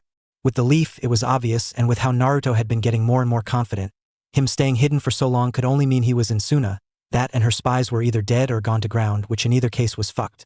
And so their plan would be to use Naruto as a bulwark who would take revenge on whoever he felt wronged him in his delusion-fueled facsimile of a brain, including her, let Suna take the rest of the village and crown himself new Okage Tabeo. So Sakura couldn't let that happen, and so she made a plan and a counter-plan and a plan after that, effectively ensuring that out of every given situation, she would win something. But she knew it would require sacrifice. A lot of it. The offensive had been going on for a few days. Offensive was a strong word, Naruto felt, as the systematic moving of camps and resetting every day felt more like an approach. They had yet to see a single leaf nin, which meant either they were very good at hiding or had all killed themselves out of fear. Naruto knew they had been spotted though. It was inevitable. Their plan actually hinged upon it. Naruto had such a huge amount of chakra that any Yamanaka or Hyuga in a countrywide radius would know where he is. They would come, he would kill them quickly and brutally, and that would be that. Yet none of that was happening. Their sensors hadn't picked anything up, and so they had set up and taken down an FOB 3 separate times, making progress each time. Baki, another general like he, had stated in the command tent that this was good, that each day without attack they made into Fire Country territory was a week without war, and a month of food and resources saved. It made Naruto uneasy though. What was that pink-haired bitch thinking? Then, a group appeared, though they weren't moving. Naruto had inherited the Nine-Tails' propensity for sensing chakra, and to him it seemed like they were simply sat down in a clearing, as if they were waiting for him. He told Gaara, who was by his side, who told a soldier to get Baki and to stop the army, and soon the other head general had joined them. Naruto, Baki, we go and investigate. It might be the leaf has come to us to surrender. And if it's a trap? The Jonin asked. Naruto, confidence on display with crossed arms, proclaimed, we'll win. The leaf doesn't have anyone good at sealing to seal all three of us, and I have good enough vision and speed to stop them before they do anything. The Kazekage nodded. Then let's move. And the three vanished from sight, body flickering into the clearing. And they were greeted by the sight of Sakura and the Konoha 10, waiting. Nearly instantly Naruto neared, further than where either group could reach him, fury evident on his face. Sakura, have you come to die? She smirked, dismissive. Perhaps. I know surrendering to you would be a death sentence. Naruto nearly confirmed her thoughts, but with Gaara and Baki next to him, it was a risk. They would lose trust in him if he killed her before they sued for peace. Yet somehow he knew Sakura wouldn't give up this easily. So what do you want, huh? To gloat about being Hokage and then die by my hand anyway? Sakura smiled, almost sad, as she motioned to the rest of the gathering of ninja. Naruto's former friends all. You kill me, you'll have to kill them. That's the problem here, Naruto. You're trying to destroy your trauma and pain that this village caused you, and the only thing it will do is cause more pain for more people. Your friends, the people who care about you, are you really willing to kill them to get a worthless title? The plan was one of sacrifice. Naruto would either decide not to kill his former friends and have to surrender and go back home, or he would slaughter them in front of Gaara, who would soon betray him out of fear and resentment, with Naruto destroying everything and losing more than he had started with. So, Sakura reasoned that if he was thinking straight he would have to retreat, bringing the army back home and letting them be. So, Naruto and the Kazekage, you have a choice. Either you can kill your former friends, or you can have peace and live how you want. We won't chase you, hell, we'll even retract our kill order on you, Naruto. We want peace, not death. Don't you? Naruto stood silent for a moment, as Gaara motioned to him. Naruto, strictly speaking, this is the best outcome for us. Less dead, you still profit from it. And most of all, I don't want you to become a monster.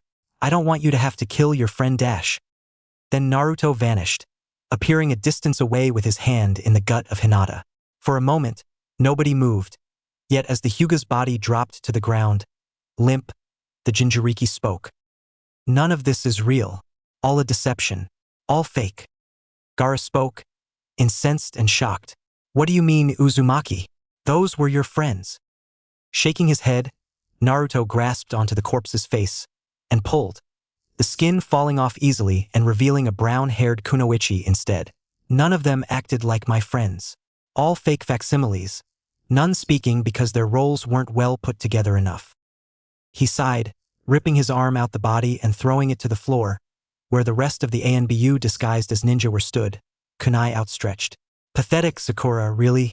Relying on cheap tricks and nonsense to try and trick Gaara into fearing me. He turned to Sakura, closer and closer, until he was right next to her placid expression. So what is it?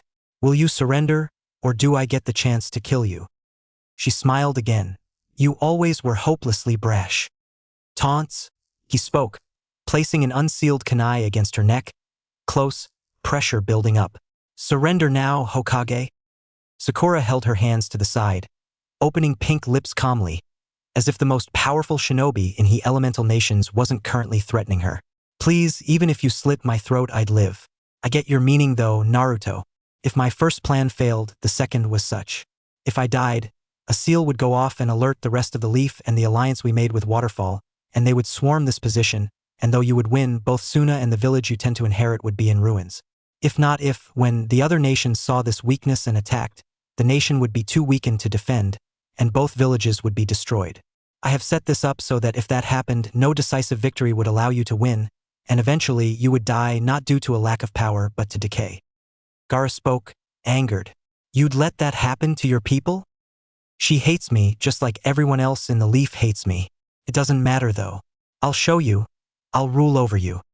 Sakura laughed, grim and weak, but a promise of her position.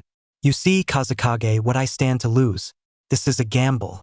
If he takes my life just like he tried all those years ago, can you imagine who else he would kill? Everyone who had ever looked at him wrong, everyone who had ever seen a problem with him. Soon, the village would be embroiled in civil war after civil war, with this fool the sole victor each time because of power alone. Naruto pushed his kunai close enough to draw blood, the pressure bending into the woman's skin. I'll make them bow with power alone. You'll lose. I'm just guaranteeing it. Or, there is another choice. When silence reigned and nobody answered, Sakura continued. An agreement. You keep me alive, and you promise to be trained to be Hokage like I was, and I'll name you my successor here and now, and give you the hat. Naruto looked incredulously at her. What? Why would you give up the hat? Because I hate it. Because the work is hard, and the people are mean, and the choices I have to make are so incredibly hard, and most of all, I care. I care about everyone in the village, about my mother and father and every damn ninja that works under me. And as much as I hate giving the hat to a man who tried to kill me, I have to, because otherwise you'll kill us all. And all I have to do is not kill you? That's the only thing you have to prove, is that you're willing to sacrifice that objective that has been with you ever since you escaped the village. Kill Sakura Haruno. As addicting that thought might have been, the one sacrifice you'll have to make is to let me live. Despite her words, Naruto didn't move the kunai. He kept it still as his body which simply refused to let her out of his grasp. How do I know you aren't lying? Ignoring his grip again, the pink-haired Kunoichi continued. You'll have me if they decide to fight back. Without their leader, not only will morale be in pieces, so will plans. I am a pretty strong shinobi after all, and as a medic, our losses would be much higher. Losing me would make losing against you much easier, and so surrendering myself here would be moronic if I wanted to actually win. If all I need to do is kill anything you could control, it'll be fine. Stillness came back, as did the underlying tension brimming under Naruto's skin. He wanted so desperately to win, but on her terms? There had to be another way, he knew. Almost forgotten beneath the will of the two-leaf-born Nin, Gaara spoke. Let her go, Naruto. We take her into the village. We'll see if she is telling the truth. Yet despite his command, Naruto kept his blade to her throat. Naruto, let her go. Scowling, Naruto stated, I will decide what I will do, Gaara. One step too far, the Kazekage decided. No, I will not sacrifice my people for revenge alone. An ally may be in power, but if you kill her, we are done. Let her go. A moment where he kept her close still. Her face was stone, and his was red. Naruto. Then with a yell he dropped her to the ground, sheathing his kunai. Gaara and Baki both let out held breaths, whilst Naruto looked at the downed kunoichi with contempt. I do this for them, for me, not for you. Sakura laughed, tragic almost. You think I ever wanted your help? He stilled, then walked away past his allies away from the ANBU. We move in 5. Get her in cuffs. The parade through Konoha was eventful, with contempt, fear, and awe spelled across the faces of the invaded citizens. No raids were made, no property was stolen, but Suna troops walking through the middle of Konoha, allowed by order of the Hokage, was devastating to the citizen perception of Konoha's strength. The speech was even more impactful, consisting of the 6th Hokage decrying the unjust treatment of Naruto by the hands of the villagers and her, that her position as Hokage is undeserving, and that her successor will be the Jinchuriki. All it took then was a conversation between Sakura, the Wind Daimyo, the Fire Daimyo, Gaara and Naruto, to corroborate that Sakura had framed Naruto, that her Hokageship was based on faulty and biased assessments, and that the Leaf had decided to make Naruto their new Hokage. And so, Naruto sat, on top of the newly carved face of the 7th Hokage, feeling sorry for himself. He was strong. He was Hokage. He had killed Sasuke and become the most renowned and feared shinobi in the lands, and everyone in the village respected him one way or another, but his friends feared him. Over time, Sakura had managed to convince everyone that Naruto had attacked her, and it wasn't that hard because it was the truth. They stayed away from him, loyal either because of knowledge that at any time he could kill them, or a resolution that they would fight for the village no matter who controlled it, but no personal affection. Even Hinata, who he knew had a crush on him since he could remember, looked at him like he was a different person entirely, and he guessed he was. He was happy though, or at least happier. He had the hat, had his wife, and had a big home in a place he never thought he would return to. But he never beat Sakura. The one person he thought could never be Hokage, took it from him perhaps because he was too hasty in hating her. She improved the village, new technology and tactics and innovations. She even gifted him the village back. And he so wanted to kill her, but he knew he couldn't. To be a shinobi means to endure, and endure he had to. He wanted to punish her in every way he could imagine. Imprisonment, stripping her rank, exile, but none of them would keep him safe and most of all sate him. Instead, he kept her as a ninja, a jonin even. She led a squad, and fought for him, did missions for him, and she was his harness. His first choice, if he ever broke, would be to kill her, he realized. If he ever failed in protecting his village, not his out of loyalty but out of possession, because of his lack of sacrifice, it would be her he killed first. So, whenever he wanted her dead, he reeled himself back. Somehow it worked, and he had his power and his crown and his land and his wife. So why did he feel so hollow? Back then, in that fight with Itachi, that was the happiest he had ever been. The hate of Sakura, of Sasuke, of the village never gave him anything but rage. The only things he loved in life was the pursuit of power and Temari. And so, Naruto Uzumaki, 7th Hokage of the village, hidden in the leaves, friend of the Kazekage, Jinchuriki, god of shinobi, and the darkness that dwelled within, lived the rest of his life feeling cheated. Yet he had won. In a medium-sized house located in a part of the outskirts of Konoha that few people were allowed and even fewer went, there was a knock on the door. The chakra-enhanced senses of the former kunoichi living there noticed it from across the house. She knows who it is when she hears the same distinct knock, and for a moment she wonders if it is even worth letting him come in because she knows when they're done she'll be even more dejected than the last time he visited. Then she sighs, knowing that this small human contact is the most she'll get today, and raises her voice to call out to him. Come in. Oak creaks open as she steels herself to see what she already knew was coming. Steps clack steadily up and closer to her position, lounging in the garden. Their eyes don't meet until he is sat down on another white patio chair, lowering himself with a gruff grunt. Hey Sakura, Naruto says. She let herself meet his eyes. Blue. She dispels the genjutsu with the smallest flicker of chakra she still has absolute control over, and instead sees two colors in two eyes, one red and murderous and the other steel and garish. It wasn't new, he had looked this way for the past 2 years, but she never quite could get used to it. Going to gloat again, as you do every week? Sakura asked rhetorically. Even if these meetings were a large amount of her social contact these days, that didn't mean they had to be jovial. An empty chuckle rang out as Naruto straightened out the white and red Hokage jacket he wore on most days. His mane of blonde hair was shorter than what it used to be, but it was still large and distinct, tufts of sunshine framing both sides of his face. She found it ironic how such a horrid man could have such an innocent appearance. He looked kind except when he wanted you dead. Come now, can't I visit a former teammate? The Hokage said with those same disarming eyes. You killed every other one.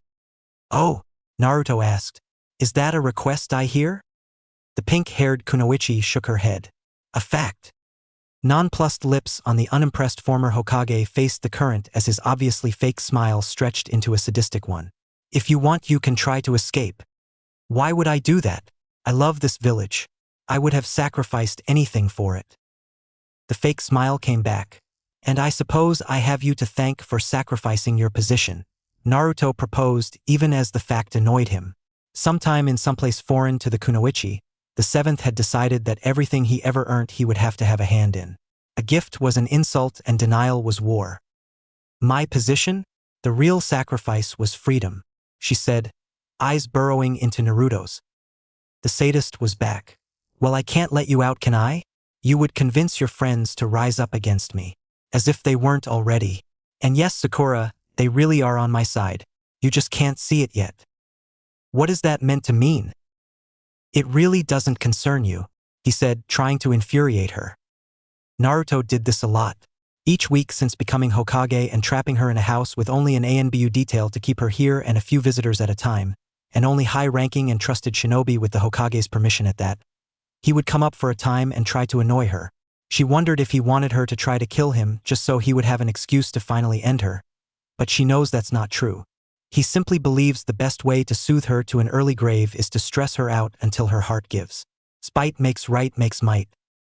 She recollects herself knowing this shithead sociopath is nothing compared to the insanity that was dealing with a council that doubted her both for not being a member of a clan and for being a woman. Sakura even smiles back. I am bored, Naruto. To the point where even you are some company and that is better than nothing. Please give me something interesting rather than this recycled drivel. The woman finished, trailing her fingers in the wind, apathy painted on her face. His monstrous eyes flickered before resting on her. She hated the way he looked at her, probing and knowing. It was a combination of eyes taken from killers and his way of observing people that creeped her out beyond anything. They traced up her toned and trained body up to her scrunched-up face again. Do you know why I am the only one that visits you? He finally asked. You aren't. Ino and Shikimura do. Shino comes by every month. Choji comes by with food and Kiba usually comes by with any one of them whenever he has the time. He laughs a little. Still sharp enough, I see, but still. I know they have days they don't go see you where they don't have missions and don't have to rest. Why do you think they wouldn't want to spend time with you? Sakura hesitates because part of her is still an insecure young person and not really this legendary village leader who chose to sacrifice herself to save it, but the part that is smiles and looks to the side. Because I'm dull and sad and bored and it's hard to go out to party with someone who can't leave their house. Precisely. You know that doesn't mean that they trust you, right? Sakura bit back. A pause. Yeah. Naruto responded with a sigh. He looks down now and Sakura thinks of how vulnerable he could truly be if he wasn't delusional. How much he lost just by trying solely to gain power. Naruto, the most powerful shinobi on the planet without a doubt, looks tired. So many times he could have been better off. He could have decided to be a normal shinobi before he attacked her. He could have been a wandering shinobi before he decided to come back. And he could have given up on being Hokage, yet now he was trapped by it, just like how she was. The difference was that she didn't ever want it like he did. You said Hinata doesn't visit. He finally stated after what felt like a lifetime. No, I just didn't say she does visit. She quipped back, extracting a sigh from the fellow 21-year-old. You're being pedantic. Do you know why she doesn't? He responded. Sakura nearly answered automatically, but his interest piqued her own. Why did he want to know? No idea. We never were good friends after all. Hell, you were her crush. You know that? Yeah. But that was before. Naruto stopped himself. Stabbing me in the back, yeah. The Hokage tooted, then got up from the patio chair and started walking. Have a boring day, Sakura, he shouted on his way out. Fuck you too, she whispered back. Naruto didn't trust a single person on his council fully. He had Danzo killed and the remaining higher-ups fired, but the younger generation were harder to dislodge. Shikamaru hated him. Choji would listen to whatever Shikamaru told him, and Ino, whilst the wildcard of the three, typically agreed with the other two more than they agreed with him. The three had been made heads of their clans before he was made Hokage, and since it was illegal to force a clan head to come out of retirement, he was stuck with them. The Inuzuka clan head, a burned and scarred woman in her 30s, tended to respect him, something about his strength and brutality. He had managed to place enough doubt in people's minds to wherever he actually tried to kill Sakura or not, and since openly claiming it was paramount to questioning his position and hence treason, there was a perspective that Naruto was the one who got betrayed and was a simply powerful, ambitious, and loyal ninja. He didn't like the way she looked at him though, too possessive and pining. Hayashi was nearly unreadable but seemed to generally agree with him in endeavors that weren't directly against his personal agendas. Likewise, Shibi was helpful and more loyal to the Hokage position than the opinions of his child's friends. They were dangerous but usable. And with the rest of the clans, you had those that were weak who were loyal because of his strength and those who were strong who were loyal because of his position. Overall, he was in a good place politically, but it was unstable. When Shino becomes clan leader, another one of his supporters will vanish, and he still can't get a read on Hinata. He could send a member of ANBU to spy on the Hyuga, but they would be spotted and he would lose Hayashi before he even had a chance for his daughter to say no. So after the meeting concluded and trivialities ended, he took the head aside. Lord Hokage, Hayashi nodded, polite and prim and proper as you'd expect. Lord Hayashi-Naruto started, attempting to extend the same courtesy he had received no matter how foreign it sounded on his tongue. I believe your daughter is going to become the next clan head, pending no change in the hierarchy. Yes, that is true. There is also no change planned. Naruto placed his hat on the table and looked out at the village below. Do you think she'd meet with me? No offense, Hayashi, but council members are expected to be registered shinobi, and you haven't been on a mission non-related to your clan in like a year. So you are saying I will retire soon and Hinata will be in my place? Hayashi asked, his tone neutral yet leading. Naruto decided to meet his thinking and greet it. Exactly. I need to know what she's gonna do, and the best way to get a measure for that is to meet her face to face. We haven't talked in nearly 8 years as well. The Hyuga clan head nodded once more. I will tell her to meet with you tomorrow. Today. At the Hyuga clan grounds preferably. Naruto interrupted. Hayashi looked puzzled. Why? So she's in the comfort of her home, Naruto said. And in truth, because he wanted to surprise her. Maybe he really was a sadist. And while Naruto spent his days as the imposing and unquestionable authority known as the traitor Hokage, 2 men sat in a cave. Both men were silent and covered in black robes, both with black hair and onyx eyes. Our plants in Kiri are getting more aggressive, one says with a deep and powerful voice. It demanded attention and respect, but seemed to be half-fictional, like the echoes of a legend of a man that never truly existed. We'll need to sacrifice a few of them. They need to irritate the Mizukage, not kill her. The second voice noted, this one filled with the character of ingenuity, sharpened with the black soul of hatred. And that irritation will lead her to attack the leaf, the first said. The second one spoke again, lowering his head to the flame so it highlighted his features.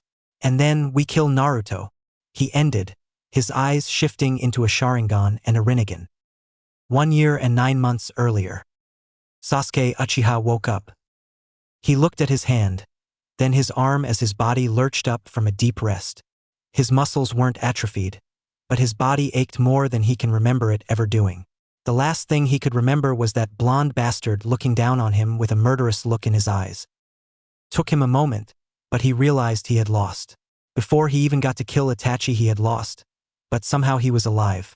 Naruto certainly wouldn't have let him live, so how was a mystery, but it wasn't one Sasuke wouldn't take for granted. He would train and soon he would have his revenge. Sasuke looked around where his bed was, noting the walls of rock and concluding that he was in a cave. His weakened arms clasped for leverage as he rolled his pale body out of the crib, pushing up the side of a wall and using it as a prop to walk to the door which sealed him inside. A hand twisted the knob, locked, and so the hand once again flashed with chakra, lightning blowing a hole through the door and allowing the Uchiha to push it open, falling once more on the floor he had just scattered wood chips upon.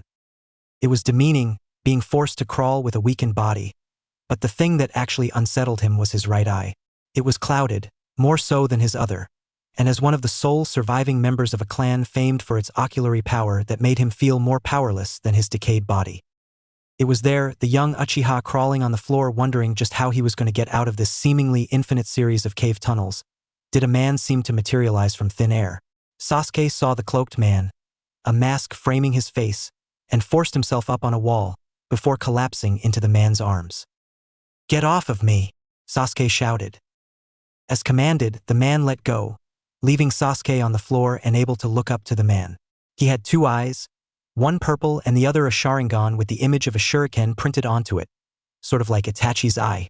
Both orbs pierced menacingly through the white-ringed mask. "Where is Itachi?" Sasuke asked, rage and hate brewing at the simple thought of that man. His captor sighed. His hand went up and removed the ceramic accessory, showing a face marred by a gruesome series of scars on a single side of his head, and a frown. "Your brother is dead. Naruto Uzumaki killed him." And for some reason Sasuke himself didn't know. His eyes turned into Manjikyu.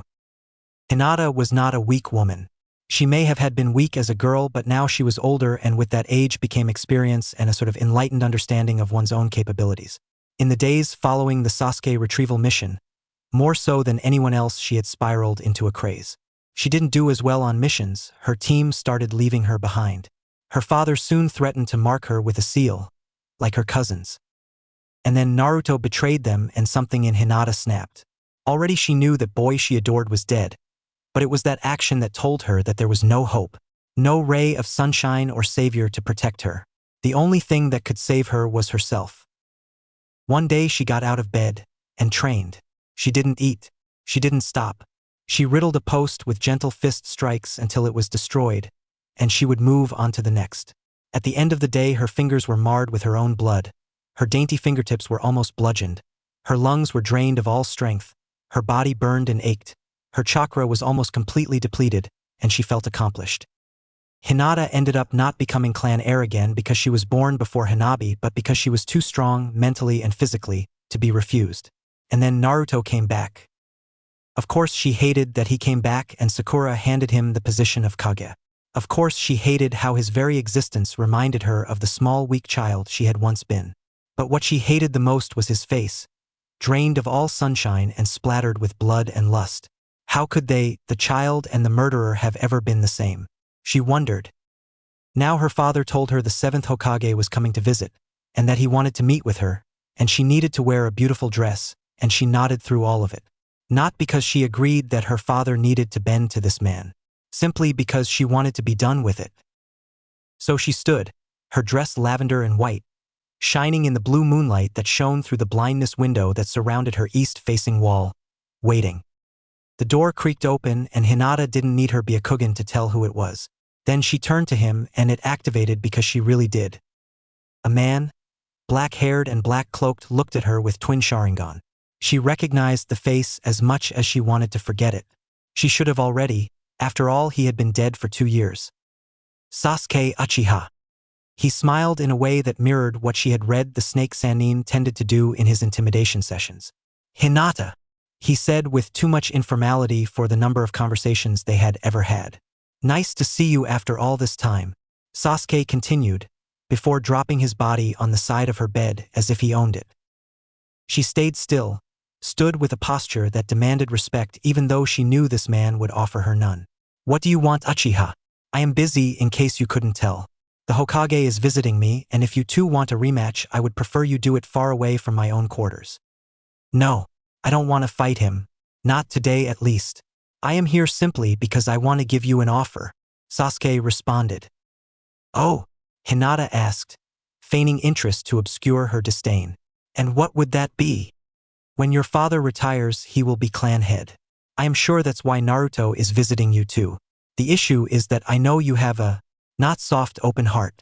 You feel for people, and I am sure you feel for your cousin as well. as well as every other member of the branch. So where are you going with this? Hinata asked, her eyes furrowing. Sasuke chuckled. Naruto might give you the ability to rescind the slave seals, yes, but I doubt it.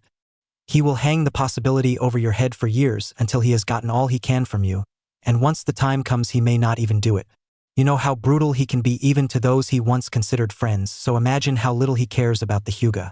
All I ask is that you help when the time comes, because I am going to create a revolution. You're insane, the Hyuga clan head said, shaking her head. Come on, don't tell me the idea isn't alluring, he responded, Hinata turning away from him. She didn't admit. More than anything, Hinata wanted her clan free, but she knew even if she was given the luxury of controlling the clan, she would still be hampered by the clan elders. Would she simply kill them so they couldn't use the branch members as hostages? How would she even do that? She needed help, but allies were hard to come by, especially ones who were so powerful and so dedicated. And Sasuke was both a former member of a clan that wasn't completely dissimilar and had power enough to rival the Hokage at one point in time. He would be a great boon. But even if he did defeat Naruto, wouldn't she just be replacing one evil with another? She shook her head of their thoughts whilst keeping her physical one still like stone. Sasuke couldn't know how much she wanted to agree with him, and so she needed to distract him. Question, she decided. How did you live? She asked, unsure of herself, wherever the man in front of her was real or a self-made illusion created to cope with her incoming position. The desperation was as much to change the subject as to actually get an answer from the raven-haired man. He got up in response, walking towards her, close enough for the Hyuga signature strained bulging eye veins to be apparent even to a normal eye. If I told you, you wouldn't believe me. Try, she responded, challenging him. Sasuke sighed. My brother was an agent for Konoha. He killed his clan under orders of the village, and he killed the Akatsuki under orders of his village, and he even tried to kill Naruto under orders of the village. Hinata shook her head. The massacre? He killed everyone, Sasuke. Even the children. He was a child, he said, the gleam in his eyes murderous now. Either he would kill everyone and he and I would live, or all of us would die. He chose the only real choice they gave him. Logical, she supposed, though what interested her was a choice of words peculiar considering what Itachi had done to his little brother. He and you. Sasuke nodded. He was my older brother. He saved me then and he saved me again. He used an ancient technique, as well as that purple eye Naruto stole from him to revive me. Hinata knew not to trust the words of the man in front of her, yet it made sense. She had heard of Hizashi being sacrificed from her cousin, and that story was startlingly similar to the story of the youngest ANBU captain sacrificing everything for his village. If Sasuke really did believe this, then a surface-level disdain wouldn't cut his rage for Konoha. Not only did they ruin his life, but they turned his brother into a monster too. Still, she had to hold on to doubt, lest he sweep her away in the rivers of belief. A man, back from the dead? How could she trust that? All of this is impossible. Sasuke laughed madly. I knew you would say that, but, Eris, I make the impossible happen. Then he turned to leave. Remember, Hinata, would you rather trust me or him? And just like that, he phased through the wall. Hinata rushed towards it, stance prepared, but saw no chakra signature with her eyes. He was gone, fully, and whatever technique he used evaded her view completely. What didn't, though, were her visitors. A few seconds later, her father knocked. Hinata, your visitor is here. The knob twisted, the door opened, and sure as day, he was there. Naruto smiled. Hinata hated it. The conversation had been uneventful from Naruto's perspective. Sure, she had been pleasant and formal as he expected, and there was an impressive undertone of hidden hostility, but it was simply her asking him to make sure the branch got released, and him promising to do so when she is made clan head. As cold as the night air was that night, it still wasn't as cold as her steeled heart. She hated him, but he wasn't so petty he would keep the branch slaves simply because she was against him. Naruto did wonder if she trusted that, though. He sighed, and then vanished in a body flicker, speeding through the village until he was home. Temari and his house was technically attached to the Suna embassy, which made it much easier for her brothers to visit but also served as a sort of placation to the council. Suna would always be kept in check, even if they suddenly decided to hate Naruto, not that they ever would. He opened the door, took off his shoes, announced to the whole house, "I'm home," and then took off his Hokage coat. like he always did. Apparently his father wore it like he did, which might have annoyed him if he didn't know he was a better man than he will ever be. He heard a welcome back respond and smiled to himself. Temari always did calm him, letting him return to the reality where the one in control of his life was him. A glass of orange juice was poured into a tall glass, and a man was soon sat in the clean and collected living room both lovers lived in. Naruto leaned back into the couch and sighed as his joints stretched, relaxed completely. He peered over as he saw his wife exit the bedroom dressed in her typical attire. She leaned into the cushions of the seating and rested her cheek on his shoulder as he kissed her on the top of her head. "I missed you," Temari said, as Naruto moved away a few strands of blonde hair, then kissed her on the forehead again, savoring each touch. "Had a long day. Do you want to talk about it?" Naruto grinned, though to his wife it felt hollow. "No, I just want to be here, with you." She smiled, bright and as beautiful as the sun. Then she looked to the side in thought. "Naruto, I might be pregnant. 2 years ago." Obito Uchiha had a weird life. Officially he was dead, yet he couldn't even die to a stab to the heart. He was technically a Chunin, yet he was stronger than most Kage. He pretended to be a dead man whilst being another dead man, lied so often it was second nature, and spent half of his life as a plucky kid and the other as a desolate ruin monster. Let it not be said that Obito didn't recognize that he was as peculiar as a man can be, but what was even more peculiar was how all of his meticulously created plans had come crashing down in a single horrid day. Sasuke Uchiha had died, one of his eyes stolen, and instead of Itachi continuing to be a good member of Akatsuki, he had gone and killed their leader. And so Madara came out from a vortex intent on gaining something from this loss. Across a battlefield of gray rubble, the remains of the section of the hidden rain Itachi had demolished. He saw the Uchiha still cloaked in the robes of the organization he had just ended. "Itachi," Madara rumbled with his deep, commanding, legendary voice. The Uchiha betrayer looked up at him with Rinnegan. A setback, Madara thought, but not one he couldn't repair. Itachi continued to stare with killing essence imbuing his very thoughts, the chakra swirling behind his eyes swirling with a mad darkness. "Madara," he returned as terribly polite as ever. "As much as I wish to reprimand you for your actions, Uchiha, I must admit you are advantaged here. You have the Rinnegan dash." "Which you want," Itachi interrupted. "In fact, I think you need it, and if you try to fight me, I will destroy both." Madara shook his head. "No, you need them to revive your brother, don't you?" The question was rhetorical. Obito knew the abilities of the Rinnegan from his master's teachings, and he had theorized that someone as in tune with the Mangekyo as Itachi would instinctually know how to revive others with the power of the Rinnegan. "And you think you can beat me?" Itachi pondered. Behind his mask Madara sneered. "I know I can, child. But I want allies, and though you cannot be relied upon to be protected, I know that attacking you is as terrible as a mistake I can make. I want your brother alive as much as you do, but I can offer a trade." "What kind of trade?" "An eye for an eye." Ironic, considering Itachi's late brother's drive for revenge.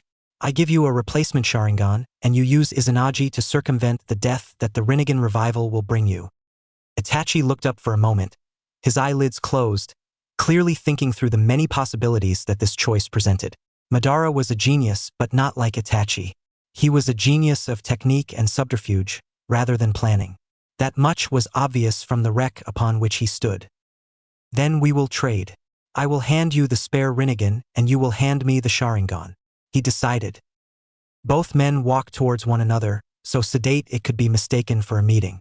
Their steps were so much slower than each powerhouse was capable of, but they did it anyway, knowing that any stray move would be a declaration of war in this feeble armistice they had cast. One hand stretched out with a purple steel ringed eye, the other with an active red splotched with 3 tomo. At an unsaid and unseen signal both men reached, placing their hand on their respective eye. Then a rod of chakra pierced Madara's heart. Obito thought. He should have known that was Itachi's plan from the start. He stepped back with the Rinnegan still in his hand. "Fool! A stab to the heart cannot dash," and his speech was interrupted by coughs of blood from his pierced lung. "Kill me!" Itachi looked amused, as much as one could with a straight-lined mouth. "I know that now, but I do wonder." Obito was about to leave, But this statement confused him. Wonder what? I wonder why there was a seal on your heart. And with those words a headache came full force, and with it, emotions he had pushed under for 2 decades. He retreated into his vortex in a single second, knowing his former partner would capitalize on his mental decay. Inside Kamui, gloved hands gripped around a masked face as he screamed in pain, unimaginable and incomprehensive. Obito ripped the mask of yet it still hurt, the guilt and pain and fear pressing into his face like an elephant stomp. He had killed Minato, didn't he? He massacred a clan, he even killed children. He was a monster, and that would be fine because his drive to give reason to that death would still exist, but it didn't. Who he was and why was impossible to reconcile, and it hurt. But the worst was that, for some reason, he no longer cared about the death of Rin Noera. When he thought of her and his childhood self, it mattered as much as an old grandmother that died in his youth, and that scared him. Because who was he now? Sasuke returned from Kamui with a shifting of the chakra. He nodded to Obito before using a medical scalpel and some flesh manipulation in imitation of the Azura path to take out his eye from its socket. He placed the red, bloody orb into Obito's hand, whilst Obito handed the Rinnegan to Sasuke, a weird mirror of what interaction with Itachi had led to this moment. What did the Hyuga heiress say? Obito asked as both men slotted the dojutsu holders into their skulls, Sasuke's purple and red eyes now gleaming in the evening sky. It had been easy to use Kamui to sneak back into Konoha, and he had borrowed Sasuke it so he could talk to an old classmate. Now they were sat on his sensei's head, the one he had killed. Not much. She dislikes Naruto, that much is clear, but she is desperate, I think.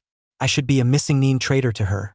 But instead of attacking me or running away, she simply talked. I think she was as scared as she was interested. Interesting. Sasuke nodded. Indeed. How long until we can attack? A few months at most.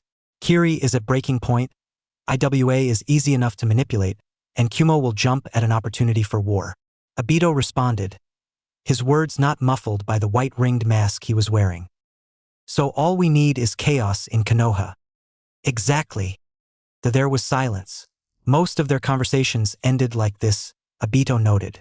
Sasuke would finish and the 2 broken men would stand, looking away from one another. It was frustrating that the Hokage was so imbued with strength. Frustrating for both of them. Obito's agenda and politics would be much harder to achieve, and Sasuke still felt a latent inferiority to his former teammate that was hard to ignore. Even with the training they kept up, there was a limit to their strength, whilst it seemed the Jinchuriki only got stronger. There has been a Madara-esque thought regarding his wife, the Kazekage sister, that taking her hostage and using her to bargain would help them immensely, but it would only backfire. They would still have to kill Naruto, just that he would maybe be a little angrier, not that it would matter. As much as Sasuke hated it, there was only one way to beat the Uzumaki. After revolution, as he called it, the plan was politically minded and intricate, something Obito admits he couldn't have come up with by himself. Similar to Pain's objectives, they would manipulate the elemental nations to collapse. Most ninja would die, and with it, a new world where Sasuke would control most of the power in it. Sasuke moved away with the use of his space-time ninjutsu, unique to his chakra and version of the Rinnegan that Obito could never replicate. Obito used his own, Kamui, to leave in pursuit of the Uzumaki who had concluded his meeting with the Hyuga after a half hour. In contrast to his spiritual counter, Naruto's plans were boorish. Simply become Hokage and not much more than that. It reminded him of his child self, and the brutality and endless drive with which he pursued it reminded him of his Madara pretender self. Both were naive and ignorant of a true purpose, and seeing that same type of person in the blonde intensified the man's disdain for him. Doing all for personal enjoyment when it will be fleeting, Obito could only see as pathetic. As he watched the Uzumaki enter his house and greet his wife, he thought on why he had changed so much. It was a shame Itachi, the man who had gifted him this freedom, was foolhardy enough to fight the Uzumaki. Had he waited, he might have been able to master his eye completely and Obito and Sasuke would be by his side. But he underestimated Naruto and didn't trust the former Madara enough to ask him to help. Peculiar since he left Sasuke with him. But Obito understood that as Itachi, knowing Madara wouldn't let go of a potential ally in the Uchiha, especially when he had none. When Sasuke heard the news, he was supposed to be happy, but his Mangekyo sprouted, and his mission became clear. Obito was not a good person, he knew, but it surprised him that when he saw the Uchiha lose himself to madness, his heart bloomed a little bit. Rin was a peculiar part of his brain. He assumed his feelings of grief and guilt around her never faded because the real Madara had sealed his heart to prevent him from moving on. For so long his every walking memory was of the injustice of her death, thinking of her as a teammate and then later as a child, hypocritical considering how many he had killed. Yet now he had no thought of her. She was irrelevant, just another young corpse from which the tree of Konoha sprouted from, and the only thing important that could come from her death was the destruction of that system. So if he had to kill more Rins, so be it. He was already evil, why not taint his soul some more? His vortex began to swirl once more as he decided to leave, but as his vision darkened, he heard the wife talk in a low, unsure way. She was pregnant, yet Obito didn't care. If she died, that would be just another corpse on the pile. He was here again, Sakura noted. A couple days after the previous was an anomaly, but not one she didn't expect. Who knows, maybe one day he'll come talk to her every day and they drink tea together like old friends. Sakura sighs and leans back in her chair as the Hokage nears, placing down her newspaper, filled with the same old propaganda. "What do you want?" she asked absent-mindedly. "My wife is pregnant," Naruto said, straight to the point. Pink eyebrows shot up. "Temari." "Yeah, I didn't get another wife, dumbass." Sakura laughed. "I wouldn't put it past you." Naruto's face twisted in anger at the barb, but he shook his head and continued. I am going to be a father, and I don't know why, but I'm scared." Sakura nearly groaned. No, she in fact did not want to give a therapy session to the man who tried to kill her. Was his standards for conversation really this low? "Relax, Hokage. You can't be any worse than your own dad." Naruto looked unsure. "What if I am?" She smiled. "Well, not much I can do, is there?" Again, Sakura picked up her magazine while sipping cooled water. She ignored the man in front despite the immense presence he always emitted. Part ways she wondered whether that was intentional or not. Then a thought came to her. Funny that you're going to have a kid whilst I never even got the chance. She manages to catch his reaction to that, and though it is muted from when he was a kid, she still sees the telltale eye rise and focusing of his eyes that tell of some sort of excitement. "Perv. You're a virgin?" She nods. "I'm guessing someone like you wasn't even before you got back to Temari." He scowled a little uncomfortable. She found that interesting. "What was your first time, Naruto?" she asked. Red and purple eyes looked up as if deciding if what he was saying wasn't a little too risky. "She was my age, I think. Found her in a bar. She was cute and I was drunk and 18, so we dash." Then he stopped. Sakura laughed. "And you were supposed to be with Temari?" "She didn't follow me out of Suna." He shook his head. "I guess if I died, I wanted to at least have had sex before." "Naruto, does she know?" Sakura asked, trying desperately to unravel this evil, pathetic man. But surprisingly, he nodded. "I told her a couple months back. She got mad and shit. Told me she was saving herself for me, but she got over it." "Huh," she spoke. Dead end. "Really? You? A virgin?" Naruto asked again. Sakura snorted. "I'm a workaholic, not a whore." "Do you think Ino's a whore?" "Don't you dare call her that," she said, speaking a threat she knew she couldn't do anything about. "Just saying, a lot of people say she gets around town a lot. I thought you two'd be similar since you were friends." "Are friends," Sakura emphasized. "And yeah, she did do some things at the clubs when we went out, but then I got saddled with the Hokage position and suddenly I was too busy to get my back blown out." "Shocker," she said, pouring a flask of sake into a shot glass and downing it, slamming the flask on the table when she was finished. "Kinda sad," Naruto said with that same annoying perverted gaze. Sakura knew she shouldn't, but since she already was knee-deep in shit and gore, she may as well dig a little further. "You know, since you already cheated on Temari once dash." "Don't," the 7th Hokage said, his chakra pressing on her back hard enough for her to forget breathing for a second. She hacked for air as the pressure reduced and she laughed breathless laughs. "I was joking dash," she coughs. "Learn how to take one." She regains her breath and continues. "You know, Naruto, here is something I keep close to my chest because honestly, it's better for me that only I know. It's that you haven't changed." He looked at her confused. "Of course I have." "Not fundamentally. You're still the same Naruto from before, just more honest with yourself." You're brash, you seek out power, you have ambitions, you're a massive pervert. Really, the only thing that changed is your desire to kill people. They think you had a point where everything changed but nothing did. You were just honest with yourself. Naruto looked like he was going to deny everything, but he stopped. You know, you're right. I had a dream before I woke up in that hospital bed after Sasuke had stabbed me in the chest. The first time, not the second, right? She asked, downing the flask of sake. He ignored her. I dreamt of this vision of me, but he had red eyes and black irises. He looked a little like an evil version of myself. Sakura guffawed, but he ignored her again. He spoke to me and said he represented the hate I had for Konoha and how I had rejected him for too long. And I think I hugged him. Ah, I get it, so you gave yourself a little self-love and that eventually led to you deciding to kill me. Sakura joked. Some people always have the darkness required to hurt their friends, and in the end, you were one of them. The blonde scoffed.